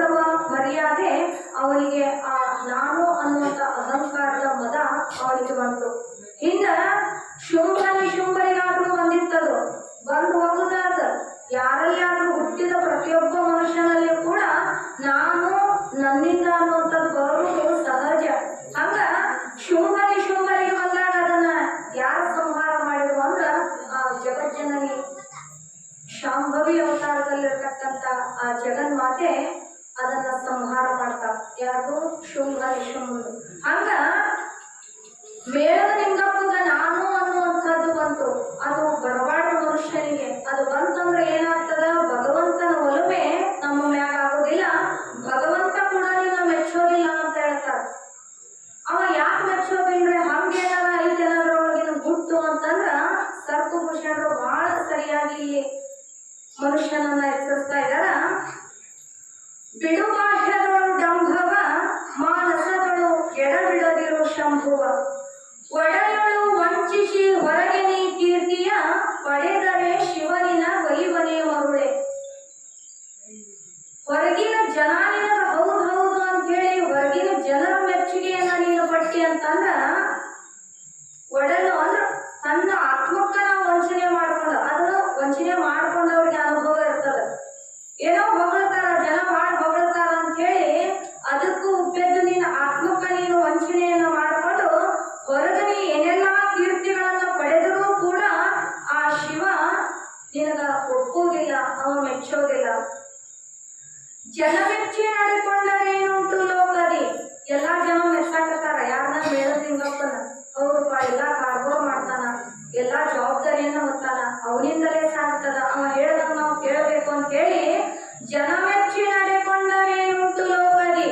ಜನ ಬಾಳ ಹೊಗಳ್ತಾರ, ಜನ ನನ್ನ ಹಿಂದ ಬರ್ತಾರ ಅಂತ ನೀ ಏನಾದ್ರು ಜನನ್ನ ಮೆಚ್ಚಿಕೊಂಡಿದ್ರು ಅಂತಂದ್ರ ಮನ ಮೆಚ್ಚಿ ನಡೆಕೊಂಬುವುದೇ ಚಂದವು. ಒಳಗ ಆತ್ಮ ಅನ್ನುವಂಥ ಪರಬ್ರಹ್ಮ ಅದಾನ. ಅಲ್ಲಿ ಧರ್ಮದಿಂದ ನೀನು ನಿನ್ನ ಮನಸ್ಸ ಇಚ್ಚಿ ಧರ್ಮದಿಂದ ನಡ್ಕೊಂಡ್ರೆ ಮಾತ್ರ ಅದು ಭಗವಂತನ ಒಲುಮೆ ಆಗ್ತದ ವಿನಃ ಜನ ಮೆಚ್ಚುವಂಗ ನೀನು ನಡ್ಕೋಬೇಡ. ಜನರೇನು ಬಲ್ಲರು ಒಳಗಾಗೋ ಕೃತ್ಯವ. ಮೇಳದಿಂದ ಹೇಳ್ದಂಗ ಕೇಳ್ತಿದ್ರು, ಕರೆ ಜನಕ್ಕೇನಾರ ತಿಳಿದೈತೇನೋ, ನನ್ನಿಂದ ಆಗತಕ್ಕತಿ ಅನ್ನುವಂಥ ಅಹಂಕಾರ ಇವ್ರು ಬಂದತಿ ಅಂತೇಳಿ ಜನಕ್ಕೆ ಗೊತ್ತಾಗಿಲ್ಲ. ಜನರೇನು ಬಲ್ಲರು ಒಳಗಾಗೋ ಕೃತ್ಯವ, ಮನವರಿಯದ ಕಳ್ಳತನವಿಲ್ಲವಲ್ಲ. ಅವನು ಮನಸ್ಸಿಗೆ ತಿಳಿದತಿಲ್ಲದ, ನನ್ನಿಂದ ಆಗ್ತತಿ, ನನ್ನಂತ ಯಾರ ಅನ್ನುವಂಥದ್ದು ಮನಸ್ಸಿಗೆ ತಿಳಿದತಿ ಅಂದ್ರ ಭಗವಂತ ಹೊರಗಿರ್ಲಿಲ್ಲ, ನಿನ್ನೊಳಗ ಆ ಆತ್ಮ ಸ್ವರೂಪದೊಳಗಾದಂತಾಗ ಅವನಿಗೆ ಮೋಸ ಮಾಡ್ದಾಗ್ತದ. ಜನರು ಮೆಚ್ಚುದೆ ನಿನ್ನ ಕೈಲಾಸ ಕೊಯ್ವರೆ. ಜನ ಬಾಳ ಚಲೋ ಅದಾನ ಮೇಳದ ಲಿಂಗಪ್ಪ, ಎಲ್ಲಾ ಕಾರ್ಯಗಳನ್ನ ತಾನ ಮಾಡ್ತಾನ, ಹೋಗುದು ಬರುದು ಎಲ್ಲಾ ಜವಾಬ್ದಾರಿ ಹೊತ್ತಾನ ಅಂತ ಹೇಳಿ ಜನ ನಿನ್ನ ಮೆಚ್ಚಿದ್ರೆ ಅವ್ರು ಏನಾರ ನಿನ್ನ ಕೈಲಾಸಕ್ಕೆ ತಗೊಂಡು ಹೋಗ್ತಾರೇನೋ? ಜನ ಮೆಚ್ಚದಿರೆ ಶಿವ ಬಿಡುತ್ತೀನನೆ. ಜನರ ಅಕಸ್ಮಾತ್ ನೀ ಧರ್ಮದಿಂದ ನಡ್ಕೊಳ್ಳೋರಿಗೆ ಉಪಾಧಿಗಳು ಬಾಳ ಅಂತ, ಧರ್ಮದ ಕೆಲಸಕ್ಕೂ ವಿಘ್ನಗಳು ಬಾಳ ಅಂತ. ಅಲ್ಲಿ ಜನ ಕೆಟ್ಟದಾಗಿ ನಿಂದೆಗಳನ್ನ ನುಡಿತಾ ಇರ್ತಾರ. ಅಂತ ಜನ ಅಕಸ್ಮಾತ್ ನಿನ್ನ ಮೆಚ್ಚಲಿಲ್ಲ ಅಂದ್ರ ನಿನ್ನ ಧರ್ಮವನ್ನ ನೋಡಿ ಜನ ಮೆಚ್ಚಲಿಕ್ಕೆ ಭಗವಂತ ಏನಾರ ನಿನ್ನ ಕೈ ಬಿಡ್ತಾನೇನು? ಜನರಲ್ಲಿ ನಿನ್ನ ದೊಡ್ಡವನೆಂದರೆ ಬಹಳ ದೊಡ್ಡವದಾನ, ಅಧಿಕಾರದಿಂದ ದೊಡ್ಡವದಾನ, ಐಶ್ವರ್ಯದಿಂದ ದೊಡ್ಡವದಾನ, ಶ್ರೀಮಂತಿಕೆಯಿಂದ ದೊಡ್ಡವದಾನ ಅಂತ ಹೇಳಿ ಜನ ನಿನ್ನ ಬಹಳ ದೊಡ್ಡವನ ಮಾಡಿಕೊಂಡು ಶಿವ ಚಿನ್ನೋಮಯ ಶಿವನೇ ಅರಿಯನೇ ಮರುಳೆ. ಮ್ಯಾಗಿನ ಭಗವಂತ ಏನಾರ ಕಣ್ಣು ಮುಚ್ಕೊಂಡು ಕುಂತಾನೇನು? ನೀ ಮಾಡುವಂತ ಕುಕರ್ಮಾಚರಣೆಗಳನ್ನ ಭಗವಂತ ನೋಡ್ತಿರ್ತಾನ. ಜನಕ್ಕೂ ಬರೀ ಎರಡ ಕಣ್ಣ, ನಮಗೆಲ್ಲ ಎರಡ ಕಣ್ಣ ಅದಾವು. ಸದ್ಗುರುನಾಥ ಅಲ್ಲಿ ಕುಂತಾನಲ್ಲ, ಅವನಿಗೆ ಮೈತುಂಬ ಕಣ್ಣದಾವು. ಹಿಂದಿಂದು ಮುಂದಿಂದು ತಿಳ್ಕೊಳ್ಳುವಂತ ತ್ರಿಕಾಲಜ್ಞಾನಿಯ ಅವನ ಮುಂದೆ ನಮ್ಮ ಮಾಟ ಏನು? ಆದ್ದರಿಂದ ಚಿನುಮಯ ಶಿವನೇನು ಅರಿಯನೇ ಮರುಳೆ. ಮನದೊಳು ಶಿವ ತಾನು ಮನೆ ಮಾಡಿಕೊಂಡಿಹ, ಮನಮೆಚ್ಚಿ ನಡೆದರೆ ಶಿವ ಮೆಚ್ಚುವ. ಮನಕಂಜಿ ನಡೆಯದೆ ಜನಕಂಜಿ ನಡೆದರೆ ಮನದಾಂಗ ಋಷಿದ್ದ ಮರೆಯಾಗುವನಲ್ಲ ಅಂತ ಹೇಳಿ ಸರ್ಪಭೂಷಣ ಶಿವಯೋಗಿಗಳ ಎಚ್ಚರಿಸ್ತಾರೆ. ಆದ್ದರಿಂದ ಬಿಡು ಬಾಹ್ಯದಳು ಡಂಬವ. ಈ ಡಂಬ ಅನ್ನುವಂಥದ್ದು, ಅಹಂಕಾರ ಅನ್ನುವಂಥದ್ದು ಶುಂಭರಿಗೆ ಬಹಳ ಇಟ್ಟಿದ್ರು. ಅವ್ರು ಹಸುನಿಗಿದ್ರಿಲ್ಲ, ಯಾವುದರಿಂದ? ನಾನು ನನ್ನದು ಅನ್ನುವಂಥ ಅಹಂಕಾರದಿಂದ ಅವರು ಹಸುನಿಗಿದ್ರು. ಆದ್ದರಿಂದ ಇಲ್ಲಿ ನೀನು ಬಾಹ್ಯದವರು ಡಂಬಾಚಾರವನ್ನ ಬಂಡಾಟಿಕೆಯನ್ನ ಮಾಡಕತ್ತಿ ಅಂತಂದ್ರ ಅದು ಭಗವಂತ ಮೆಚ್ಚುವಂತ ಕೆಲಸ ಅಲ್ಲ ಅಂತ ಸದ್ಗುರುನಾಥ ಯತಿವರ್ಯ ತಮ್ಮ ದಿವ್ಯ ದೃಷ್ಟಿಯಿಂದ ಅವನ ಅಂತರ್ಗತದಲ್ಲಿ ನಡೆಯುವಂತ ವಿಚಾರವನ್ನ ಸೂಕ್ಷ್ಮವಾಗಿ ತಿಳಿದುಕೊಂಡಾಯಿತು. ಅದೇ ವೇಳೆಗೆ ಚಂದ್ರಶಿವೇಂದ್ರ ಯತಿವರ್ಯನು ಚಿಟ್ಟನೆಚ್ಚಿದರು. ಯಾವಾಗ ನನ್ನಿಂದ ನಡೀತದೆ ಅನ್ನುವಂತ ಭಾವ ಅವನ ಮನಸ್ಸಿನಾಗ ಯಾವಾಗ ಬಂತೋ ಅದನ್ನೇ ಗಮನಿಸಿರ್ತಕ್ಕಂಥ ಸದ್ಗುರುನಾಥ ಶಾಂತಮಯವಾಗಿ ಕುಂತಂತ ಸಭೆಯೊಳಗ ಚಿಟ್ಟನೆ ಚೀರಿ ಸರ್ವಲೋಕಾದಿ ಲೋಕವೆಲ್ಲವೂ ಸರ್ವಜ್ಞನಾದ ಸರ್ವಕರ್ತ ಪರಮಾತ್ಮನಿಂದಲೇ ಈ ಜಗತ್ತಿನಾಟವು ನಡೆಯುವುದು. ಇದಕ್ಕೆ ಇನ್ನಾರೂ ಸಮರ್ಥರಿಲ್ಲ. ಹೌದು, ಒಂದು ಹುಲ್ಲು ಕಟ್ಟಿ ಅಳಗಾಡ್ಬೇಕಾದ್ರೂ ಕೂಡ ಆ ಭಗವಂತನ ಅಪ್ಪಣೆಯ ಮೇರೆಗೆ ಅದು ಅಳಗಾಡ್ತದ ಅಂತಂದ್ರ ಜಗತ್ತನ್ನೇ ಸೃಷ್ಟಿ ಮಾಡತಕ್ಕಂಥ ಸೃಷ್ಟಿಕರ್ತ ಆ ಭಗವಂತನಿಂದಲೇ ಜಗದ ಆಟ ಐತಿ. ನಾನು ಅನ್ನುವಂಥ ಪುಣ್ಯ ಮಾನವರಿಂದ ಅದು ಸಾಧ್ಯವಿಲ್ಲ ಅಂತ ಭಗವಂತ ರೂಪಿ ಗುರುದೇವ ಹೇಳಿದಾಗ, ಇಲ್ಲಿ ಪುಣ್ಯ ಮಾನವರಿಂದ ಏನಾಗುವುದು, ಈ ಜಗದ ನಟನೆಗೆ ಈಶನೇ ಕರ್ತನೆಂದು ಜೋರಾಗಿ ತಮ್ಮ ಘೋರಸ್ವರದಿಂದ ಚನ್ನಋಷಿವೇಂದ್ರಪ್ಪ ಅವರು ಹಿಂಗೆ ಹೇಳಿದರು. ಹೀಗೆ ಚನ್ನಋಷಿವೇಂದ್ರ ಯೋಗಿಗಳು ಚೀರಿದಾಗಲೇ ಸರ್ವ ವ್ಯವಸ್ಥಾಪಕನಾದ ಮೇಳದ ದೊಡ್ಡ ಲಿಂಗಪ್ಪನು ವಾರೆಗಣ್ಣಿನಿಂದಲೂ ಒಳ್ಳೆಯ ರಾವಾಗಿ ತನ್ನ ಅರ್ಧ ಶರೀರವನ್ನು ಅವರ ಕಡೆ ತಿರುಗಿಸಿ ವಕ್ರ ದೃಷ್ಟಿಯಿಂದ ನೋಡಿ ಅನ್ನುತ್ತಾನೆ. ಶಾಂತಮಯವಾಗಿ ಸಭೆ ಕುಂತಿತ್ತು. ಯಾವಾಗ ಅಪ್ಪವರು ಜೋರಾಗಿ ಸಿಂಹಗರ್ಜನೆಯಿಂದ ಚೀರಿ ಹೀಗೆ ಹೇಳಿದ್ರು, ಅವನ ಕೆಟ್ಟ ದೃಷ್ಟಿಯಿಂದ ವಾರಿಗಣ್ಯದಿಂದ ತನ್ನ ಅರ್ಧ ದೇಹವನ್ನು ಅವರ ಕಡೆ ಮುಖ ಮಾಡಿ ಒಳ್ಳೆ ರಾವಾಗಿ ಆ ಗುರುನಾಥನನ್ನ ನೋಡ್ತಾನೆ. ನೋಡಿ ಅಂತಾನ, ಈಗ ಏನಾಯಿತು, ಒಮ್ಮೆ ಆಗಿ ಹೋಯಿತು, ಇದೊಮ್ಮೆ ಸುಮ್ಮನಾಗುತ್ತೇನೆ. ಪುನರಾವರ್ತಿ ಇದೇ ರೀತಿ ಅನುಸರಿಸಿದರೆ ಅಂಥವರನ್ನು ಈ ಮಂಟಪದಿಂದ ಕಿತ್ತು ರಭಸದಿಂದ ಹೊರಗೆ ದೂಡುತ್ತೇನೆ ಎಂದನು. ಒಂದು ಸತಿ ನೋಡಿ ಗುರುನಾಥನಿಗೆ ಹೇಳ್ತಾನ, ಏನೋ ಇದೊಂದು ಸತಿ ಆಗೇತಿ, ಸುಮ್ಮನದೇನಿ. ಇನ್ನೊಂದು ಸತಿ ಇಂಥ ಶಾಂತಮಯವಾದ ಸಭೆಯೊಳಗಿಂದ ಅಶ್ಲೀಲವಾಗಿ ನಡೆದುಕೊಂಡ್ರು ಅಂತಂದ್ರ ಅಂಥವರನ್ನ ಈ ಸಭಾಮಂಟಪದಿಂದ ನಾನು ಎತ್ತಿ ಹೊರಗೆ ನುಗ್ಗಿಸ್ತೇನೆ ಅಂತ ಹೇಳಿದ. ಬೇಶಿಸ್ತಿನಿಂದ ನಡೆಯುವುದಾಗಲಿ ಬೇಶಿಸ್ತಿನಿಂದ ನುಡಿಯುವುದಾಗಲಿ ಅಂಥವರನ್ನು ಮಂಟಪದಿಂದ ಹೊರಗೆ ಹಾಕುತ್ತೇನೆ ಎಂದು ಮೇಳದ ಲಿಂಗಪ್ಪ ತನ್ನ ಅಹಂಕಾರದ ನಾನು ಅನ್ನುವಂಥ ಗರ್ವದಿಂದ ಆ ವಾಕ್ಯಗಳನ್ನು ನುಡಿತಾನೆ.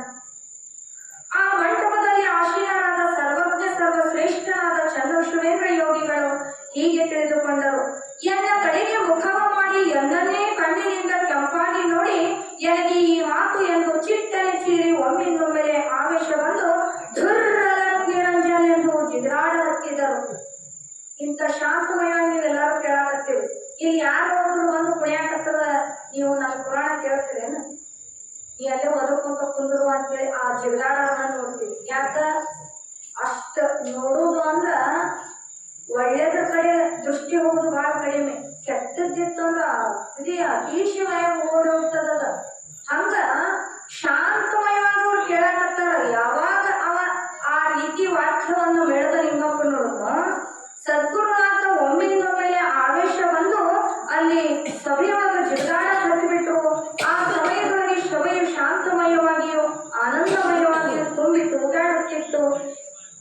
ಚನ್ನಋಷಿವೇಂದ್ರರೇ ಇಂಥ ಸಭೆಯನ್ನು ಅಲ್ಲೋಲ ಕಲ್ಲೋಲ ಮಾಡಿದರೆಂದು ಅಲ್ಲಿ ಸಭೆಯಲ್ಲಿ ಗಲಭೆಯಾದಂತೆ ನೋಡಿಕೊಳ್ಳುವುದು ಆತನ ಕರ್ತವ್ಯ. ಮೇಳದ ದೊಡ್ಡ ಲಿಂಗಪ್ಪನಿಗೆ ಬಿಸಲಾರ್ಥ ಕೋಪವಿತ್ತು. ಅವ ಏನು ಸದ್ಗುರುನಾಥ ಬಂದಲ್ಲಿ ಜನರ ಮಧ್ಯದೊಳಗ ತನ್ನ ಇಚ್ಛಾ ಪ್ರಕಾರವಾಗಿ ಕುಣಿಲಿಕ್ಕೆ ಚಾಲು ಮಾಡಿದ. ಎಲ್ಲರೂ ಪುರಾಣ ಹೇಳ ಜಾಪುರ ಶಾಸ್ತ್ರಿ ತನ್ನ ಪಾಡಿ ತಾ ಹೇಳ್ತಾ ಇದ್ದ. ಎಲ್ಲಾ ಜನ ಅಲ್ಲೋಲ ಕಲ್ಲೋಲ ಎಲ್ಲಿ ನವ್ಯಾಗ ಬಂದು ಬಿದ್ದಾನೋ ಅಜ್ಜ ಅಂತ ತಿಳ್ಕೊಂಡು ಎದುರಿ ಕಕ್ಕಾಬಿಕ್ಕಿಯಾಗಿ ಎಲ್ಲಾ ಸಭೆ ಅಲ್ಲೋಲ ಕಲ್ಲೋಲ ಆಯ್ತು. ಅದನ್ನ ಶಾಂತ ಮಾಡುವುದು ಸ್ವಭಾವ ಇವಂದ ಮತ್ತು ಜವಾಬ್ದಾರಿ ಅವಂದ ಅಲ್ಲ. ಸಭೆಯನ್ನ ಶಾಂತ ಮಾಡೋದು ಮತ್ತು ಎಲ್ಲದರ ಅಧಿಕಾರವನ್ನು ಹೊತ್ತಾನ ಅಂದಾಗ ಸಭೆಯನ್ನ ಶಾಂತ ಮಾಡಾಕ ಏನ್ ಮಾಡಿದ ಅಂದ್ರ ಅವನಿಗೆ ಬಿಡಿಸಲಾರದ ಕೋಪ ಬಂತು. ಲಿಂಗಪ್ಪನು ತನ್ನ ಮನೆಯೊಳಗೆ ತೂಗುತ್ತಿದ್ದ ತೊಗಲಿನ ಬಾರ್ಕೋಲು ಹಿಡಿದುಕೊಂಡು ಹಾಗೆಯೇ ಅಬ್ಬರದಿಂದ ಒಂದು ಸಭಾ ಮಂಟಪಕ್ಕೆ ಏರಿ ಹೋಗಿ ಅಲ್ಲಿರುವ ಚನ್ನಋಷಿವೇಂದ್ರ ದೇವರನ್ನು ಎತ್ತು ಎಮ್ಮೆಗಳನ್ನು ಹೊಡೆಯುವ ಹಾಗೆ ಬೀಸಿ ಅವನಾಗಿ ತೋಳು ಏರಿಸಿ ಹೊಡೆದನು. ಯಾಕೆ ಹೊಡೆದನೆಂದರೆ ಅಲ್ಲಿರುವ ಸಭೆಯನ್ನು ಶಾಂತ ಮಾಡಬೇಕೆಂದು ಸದ್ಗುರುನಾಥನನ್ನು ಕಾಡಿಸಿದ. ಮೊದಲೇ ಉಗ್ರ ರೂಪಿಗಳು ಇಂಥವರನ್ನು ಜಗತ್ತಿನಲ್ಲಿ ಯಾರಿಂದ ತಡೆಯುವುದು ಸಾಧ್ಯ? ಮೊದಲ ಉಗ್ರ ನರಸಿಂಹನ ಅವತಾರ ಎಂದು ಅವ ಹೊಡೆದಾನಂದರೇನೋ ಶಾಂತ ಆಗ್ತಾರೇನೋ ಸಾಧ್ಯ ಇಲ್ಲ. ಇವರನ್ನು ಹೊಡೆದು ಸಭೆಯನ್ನು ಒಂದು ಸಮಾಧಾನ ಸ್ಥಿತಿಗೆ ಅಳವಡುವುದು ಇವರಿಗೆ ಅಡ್ಡ ಬಂದರೆ ಯಾವ ದೇವತೆಗಳಿಗೂ ಆಗಲಾರದು ಅಂತ ಹರಿಹರ ಬ್ರಹ್ಮಾದಿಗಳನ್ನ ಮೆಟ್ಟು ಆವಿಗೆಯಿಂದ ಹೊಡಿತೇನೆ ಅಂತ ಸದ್ಗುರುನಾಥ ಈ ಮೇಳದ ಲಿಂಗಪ್ಪಗೆ ಕಣ್ಣ ತೆಗಿತಾರನ್ನು ತೆಗಿಲಿಲ್ಲ. ಲಿಂಗಪ್ಪನು ಬಳಿ ಬೆಳೆದಂತೆ ತಡೆ ಇಲ್ಲದೆ ಕುಣಿಯುವುದು ಚೀರುವುದು ಇದು ಸೀಮೆಯು ಮೀರಿತು. ಅವ ಹೆಂಗೆಂಗ ಅವಳಗಚ್ಚಿ ಹೊಡಿತಾನ ಹಂಗಂಗ ಜೋರಾಗಿ ಕುಣಿಯತೊಡಗಿದರು. ಇದೆಲ್ಲ ಕೌತುಕವನ್ನು ನೋಡುತ್ತಾ ಸಭೆಯು ಬೆರಗಾಗಿ ಹೋಯಿತು. ನಿಂಗಪ್ಪನಿಂದ ಬಾರ್ಕೋಲಿನ ಪೆಟ್ಟು ಅದು ಸಿಡಿಮದ್ದಿನಂತೆ ಶಬ್ದವು ಕೇಳಬರಹತ್ತಿತು. ಶಕ್ತಿಯಿಂದ ಮನುಷ್ಯನು ಇವನ ಬಡಿತದಿಂದ ವಿರತಿ ವೀರೇಂದ್ರನ ಶರೀರವು ರಕ್ತದಿಂದ ಹರಿಯತೊಡಗಿತು. ಬಡಿಯೋ ನಿಂಗ್ಯ ಬಡಿ, ಮಾಡಿದ್ದು ತಾನು ಅನುಭವಿಸುತ್ತದೆ, ಮಲಮೂತ್ರದ ಗಳಿಗೆ ಬಿಡಬ್ಯಾಡೆಂದು ಮತ್ತಿಷ್ಟು ಘೋರ ಸ್ವರದಿಂದ ಚೀರಾಡಿ ಕುಣಿಯ ಹತ್ತಿದರು. ನೋಡ್ರಿ, ಶರೀರಕ್ಕೆ ಎಷ್ಟು ಭಿನ್ನವಾಗಿದ್ದ ಭಗವಂತ ಅಂತಂದ್ರ ಅಷ್ಟ ಚರ್ಮದ ಬಾರ್ಕೊಳ್ಕೊಂಡು ಹೊಡೆಯಕತ್ತಾನಂದ್ರು ಕೂಡ ಬಡಿಯೋ ನಿಂಗ್ಯ ಬಡಿ, ಇದು ಮಲಮೂತ್ರದಿಂದ ಕೂಡಿಕೊಂಡಂತ ಹೊಲಸು ಗಡಿಗೈತಿ, ಅದು ಒಡಿ ಮಠ ಬಿಡಬೇಡ ಅಂತ ಹೇಳ್ತಿದ್ರಂತ. ನಾವು ಒಬ್ಬವನು ಕೊಲೆ ಮಾಡಿ ಬಂದವ್ರು ನಮ್ಮನ್ನು ಬೈಯಾಕತ್ತಾರಂದ್ರೆ ನಾವು ಮತ್ತೊಳ್ಳೆ ಅವ್ರ ಜಿಗಿಜಿಗಿದು ಹೋಗ್ತಿರ್ತೇವೆ. ತಪ್ಪು ಮಾಡಿದ್ರು ಕೂಡ ಬಳಸಿಕೊಳ್ಳದೆ ಇರತಕ್ಕಂಥದ್ದು ಈಗಿನ ವರ್ತಮಾನ ಸ್ಥಿತಿ. ಆಗ ಯಾವುದೇ ತಪ್ಪು ಮಾಡಿದಂಗ ಜ್ಞಾನದ ಜ್ಯೋತಿಯನ್ನ ಅಲ್ಲಿ ತಿಳಿಸಾಕ ಬಂದಾರಂದ್ರೂ ಕೂಡ ತಮ್ಮ ಶರೀರಕ್ಕೆ ಅಷ್ಟು ವೇದನೆ ತಾಪವನ್ನ ಕೊಟ್ಟರು ಕೂಡ ಅದನ್ನ ಶರೀರವನ್ನ ಬಿನ್ನಿಟ್ಟು ಅರಿಯತಕ್ಕಂಥ ಸದ್ಗುರುನಾಥ ಇದು ಮೂತ್ರದ ಗಡಿಗೆ ಬಿಡಬ್ಯಾಡೆಂದು ಮತ್ತಿಷ್ಟು ಘೋರ ಸ್ವರದಿಂದ ಚೀರಾಡಿ ಕುಣಿಯ ಹತ್ತಿದರು. ಆ ಸಭೆಯು ಇವರಿಬ್ಬರ ಜಗಳದ ಆಶ್ಚರ್ಯ ನೋಡುತ್ತಾ ಸುಮ್ಮನೆ ಕುಳಿತರು. ನಿಂಗಪ್ಪನಿಗೆ ದಮ್ಮು ಹತ್ತಿತು, ಆದರೆ ಇವರ ಶರೀರವು ರಕ್ತದಿಂದ ಹರಿಯಲಾರಂಭಿಸಿತು. ಈ ಯಮಯಾತನೆಯಾದ ನಿಂಗಪ್ಪನ ಶಿಕ್ಷೆಗೆ ಗುರಿಯಾದರೂ ಮಲದ ಗಡಿಗೆ ಬಡಿ ಒಡಿ ಎಂದೆನ್ನುತ್ತಾರೆ. ಇದು ಯಾವ ತಿತಿಕ್ಷಾಗುಣ, ಎಂಥ ಒಂದು ಸ್ಥಿತಿ ಉಳ್ಳವರಾಗಿದ್ದು. ಯಾಕವರು ಶರೀರವನ್ನ ಬಿನ್ನಿಟ್ಟರಿತಾ ಇದ್ರು? ತೊಟ್ಟಂತ ಶರೀರವನ್ನ, ತಾವು ತೊಟ್ಟು ಬಂದಂತ ಶರೀರವನ್ನ ಅಷ್ಟು ಹೊಲಸು ಗಡಿಗೆ ಉಪಯೋಗಿಸ್ಬೇಕಾಗಿತ್ತು ಅಂತಂದ್ರ ಮತ್ ನಾವು ಶರೀರ ತೊಟ್ಟು ಬಂದೇವಿ, ಮತ್ ನಮ್ಮ ಶರೀರನು ಹೊಲಸ ಐತೇನ್ರಿ ಪ್ರಶ್ನೆ ಇಲ್ಲಿ ಬರ್ತದ. ಅವರು ಶರೀರ ತೊಟ್ಟು ಬಂದಿದ್ರು, ಆದ್ರ ಮಹಾತ್ಮನ ಸ್ವರೂಪದೊಳಗಿದ್ದ ಭಗವಂತ. ಮತ್ ನಾವು ನರಮನುಷ್ಯರಾಗಿ ದೇಹವನ್ನು ಧರಿಸಿ ಬಂದೀವಿ ಅಂದ್ರ ಮತ್ ನಮ್ದು ಇದು ಹೊಲಸು ತುಂಬಿಕೊಂಡಾಯ್ತೇನೋ ಅಂತ ನಾವು ವಿಚಾರ ಮಾಡಿದ್ರ ಇಲ್ಲಿ ಸರ್ಪಭೂಷಣ ಮಹಾತ್ಮ ಎಚ್ಚರಿಸ್ತಾ ಇದ್ದಾರ. ನಂಬಬೇಡವೋ ಮನುಜ ನಂಬಬೇಡವೋ, ನಂಬಿ ಕೆಡುವರುಂಟೆ ಮಣ್ಣು ಗೊಂಬೆಯಂತಹ ತನುವನಿದನು ಅಂತ ಹೇಳ್ತಾರೆ. ಮಣ್ಣು ಗೊಂಬೆಗೆ ಹೋಲಿಸಿದ್ದಾರೆ ಇದನ್ನ. ಒಂದು ರಾಡಿ ಹೆಂಟಿ ತಗೊಂಡು ಅದನ್ನ ಸ್ವಚ್ಛ ಮಾಡ್ತೀವಿ ಅಂತ ಎಷ್ಟು ನೀರು ಹಾಕಿ ತೊಳೆದ್ರು ರಾಡಿ ಹೆಂಟಿ ಯಾವಾಗ ಸ್ವಚ್ಛ ಆಗ್ತದನ, ಹೆಂಗ ತೊಳೆದಂಗ ಅದರಿಂದ ರಾಡಿನ ಹೊರ ಹೊಮ್ಮುತ್ತದೋ ಹಂಗ ಈ ಶರೀರ ಅನ್ನುವಂತ ರಾಡಿ ಮಣ್ಣಿದು ಮಣ್ಣು ಗೊಂಬೆ ಅಂತ ತನುವನಿದನು. ಯಾಕಿದು ಮಣ್ಣು ಗೊಂಬೆ ಅಂತಂದ್ರು ಅಂತಂದ್ರ ಇದ್ರ ತುಂಬಾನು ಹೊಲಸ ತುಂಬಿಕೊಂಡದ. ಮ್ಯಾಗ ಮಾತ್ರ ಅವ ಒಂದು ಚರ್ಮದ ಚೀಲ ಹಾಕಿ ಕಳಿಸ್ಯಾನ. ಬಿಚ್ಚಿ ನೋಡಿದ್ರೆ ಗೊತ್ತಾಗತ್ತೆ ಇದ್ರೊಳಗೆ ಎಷ್ಟು ಅದು ಬಚ್ಚಲ್ ರಾಡಿ. ಇನ್ನು 2 ನಿಮಿಷಕ್ಕೆ ಸೂರ್ಯನ ಕಿರಣ ಬಿದ್ದು ಒಣಗಿ ಅದು ವಾಸನೆ ಹೋಗ್ತತಿ. ಆದ್ರ ಬಚ್ಚಲ್ ರಾಡಿಕಿನ ಹಚ್ಚಿಕೈತೆ ಅಂತ ಇದ್ರ ಒಳಗಿನ ಒಂದು ವಾಸನೆ. ಮತ್ತಿದಕ್ಕ ಆದ್ದರಿಂದ ಅವ್ರು ಹೇಳ್ತಾರ ಮಲಮೂತ್ರದ ಗಡಿಗೆ. ನೋಡ್ರಿ, ನಾವ್ ಅಂತೀವೇನು, ನಾ ಬೆಳ್ಳಗ ಅದನಿ, ನಾ ಚಂಪಗ ಅದನಿ, ನನ್ನಷ್ಟು ಚಂದ ಯಾರು ಇಲ್ಲ ಅಂತ ಹೇಳಿ ಕಾಮಣ್ಣ ನಾವು ಒಳ್ಳೊಳ್ಳೆ ಕನ್ನಡಿ ಮುಗ ನಿಲ್ತೀವಿ. ನಾವು ಹೊರಗಷ್ಟ ನಾವು ಚಂದ ಅದೇವಿ, ಒಳಗೊಂದು ನೀಟ್ ಇಷ್ಟ ಬ್ಲೇಡ್ ನೋಡಿ ಹೊರಗೆ ಹಿಂಗೆ ಬಿಸಿದ್ರ ಅವಾಗ ಗೊತ್ತಾಗತ್ತೆ ಬೆಳ್ಳಗದೇವೋ ಕೆಂಪುಗದೇವೋ ಅಂತೇಳಿ. ಆದ್ದರಿಂದ ಮಣ್ಣು ಗೊಂಬೆ ಅಂತ ತನುವನಿದನು ಅಂತ ಯಾಕಂದ್ರು ಅಂದ್ರ ಎಲ್ಲವೋ ಮಂಕು ಮಾನವ, ಮಣ್ಣು ಗೊಂಬೆ ಅಂತ ಈ ದೇಹವನ್ನು ನಂಬಬೇಡ, ನಂಬಲೇಬೇಡ. ದೇವ ಮಾಯೆಯಿಂದ ಜನಿಸಿ ಬೆಳೆದು ದೇವವೆನಿಸಿ ಸತ್ತ ನಂತರ ನರಿನಾಯಿ ಹದ್ದು ಹಾಗೆ ಹರಿದು ತಿನ್ನುವಂತ ಈ ಹೇಯ ದೇಹವನ್ನು ನಂಬಬೇಡ. ದಿಕ್ಕಿಲ್ಲ ಎಲ್ಲೋ ದಾರ್ಯಾಗ ಬಿದ್ವಿ ಅಂತಂದ್ರ ನರಿನಾಯಿ ತಿಂದು ಹೋಗ್ತಾವ. ಒಂದು ಆಕಳ ತನ್ನ ದೇಹವನ್ನ ತ್ಯಾಗ ಮಾಡ್ತಂದ್ರ ಅದರ ಚರ್ಮದಿಂದ ಹಿಡಿದು ಎಲ್ಲಾ ಉಪಯೋಗಕ್ಕೂ ಬರ್ತದೆ.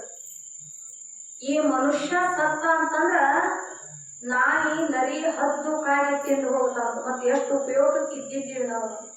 ಇಷ್ಟ ವಿಚಾರ ಮಾಡ್ಬೇಕು. ಯಾಕೆ ಇದನ್ನ ಇಷ್ಟು ಮೋಹಸ್ತಿ, ಇಷ್ಟು ಶರೀರದ ಮ್ಯಾಗ ಇಟ್ಟಂತ ಮೋಹವನ್ನ ನೀನು ಭಗವಂತನ ಮ್ಯಾಗಿಟ್ಟಿ ಅಂತಂದ್ರ ಅಲ್ಲಿ ನಿನಗ ಭಗವಂತನ ದರ್ಶನ ಆಗ್ತದ. ಅದನ್ನ ಬಿಡ್ತೀವಿ ನಾವು, ಅದನ್ನ ನಂಬುದೇ ನಾವು. ಎಲ್ಲ ನಾನು ಬಿಡು ಭಗವಂತ ಅವೆಲ್ಲಿ ಕುಂತ ಸುಮ್ಮನೆ ಮಡ್ಗಾ ಕುಂತ ನಾವು ಇದ್ರ ಮ್ಯಾಗ ನಾವು ಮೋಹವನ್ನ ಮಾಡ್ತೀವಿ. ಒಂದು ಸೊಳ್ಳಿ ಕುಂತ್ರ ಹೊಡಿತೀವಿ, ವಜ್ರ ಮನೆ ಹಾಕೊಂಡು ಮಕ್ಕೊಂತೀವಿ, ದಿನ ಇಸ್ತ್ರಿ ಅರ್ಬಿ ಹಾಕೊಂತೀವಿ, 30 ರೂಪಾಯಿ ಸೋಪ್ ಹಚ್ಕೊಂಡು ಜಳಕ ಮಾಡ್ತೀವಿ.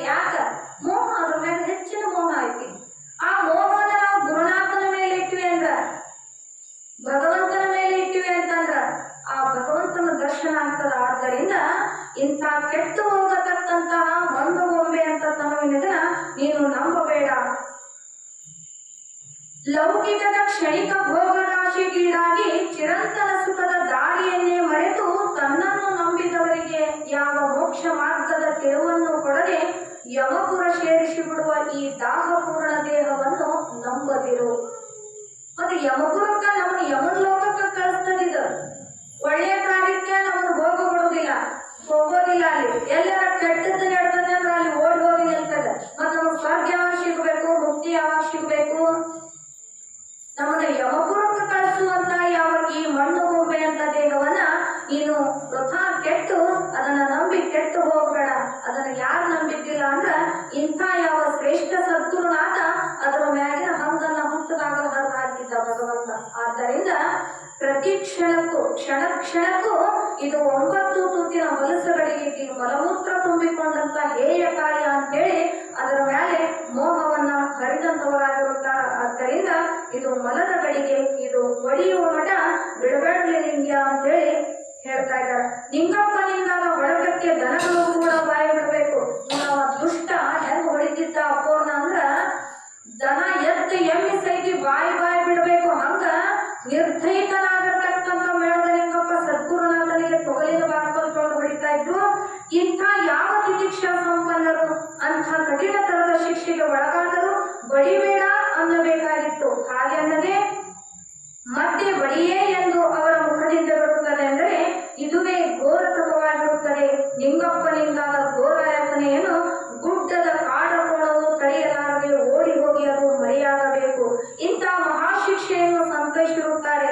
ಶರೀರಾದಿ ಇಂದ್ರಿಯಗಳಿಗೆ ನಿರ್ಲಿಪ್ತವಾಗಿಯೇ ಮಾತನಾಡುತ್ತಾರೆ. ತಪವೆಂದರೆ ಏಕಾಂತವಾಸವು ಗಟ್ಟಿಗೆಣಸು ತಿಂದು ಇರುವುದಲ್ಲ, ತಪ್ಪಲ ತಿಂದು ಇರುವುದು ಅಲ್ಲ, ಮತ್ತು ಹಣ್ಣು ಹಾಲು ತೆಗೆದುಕೊಂಡು ಇರುವುದೂ ಅಲ್ಲ.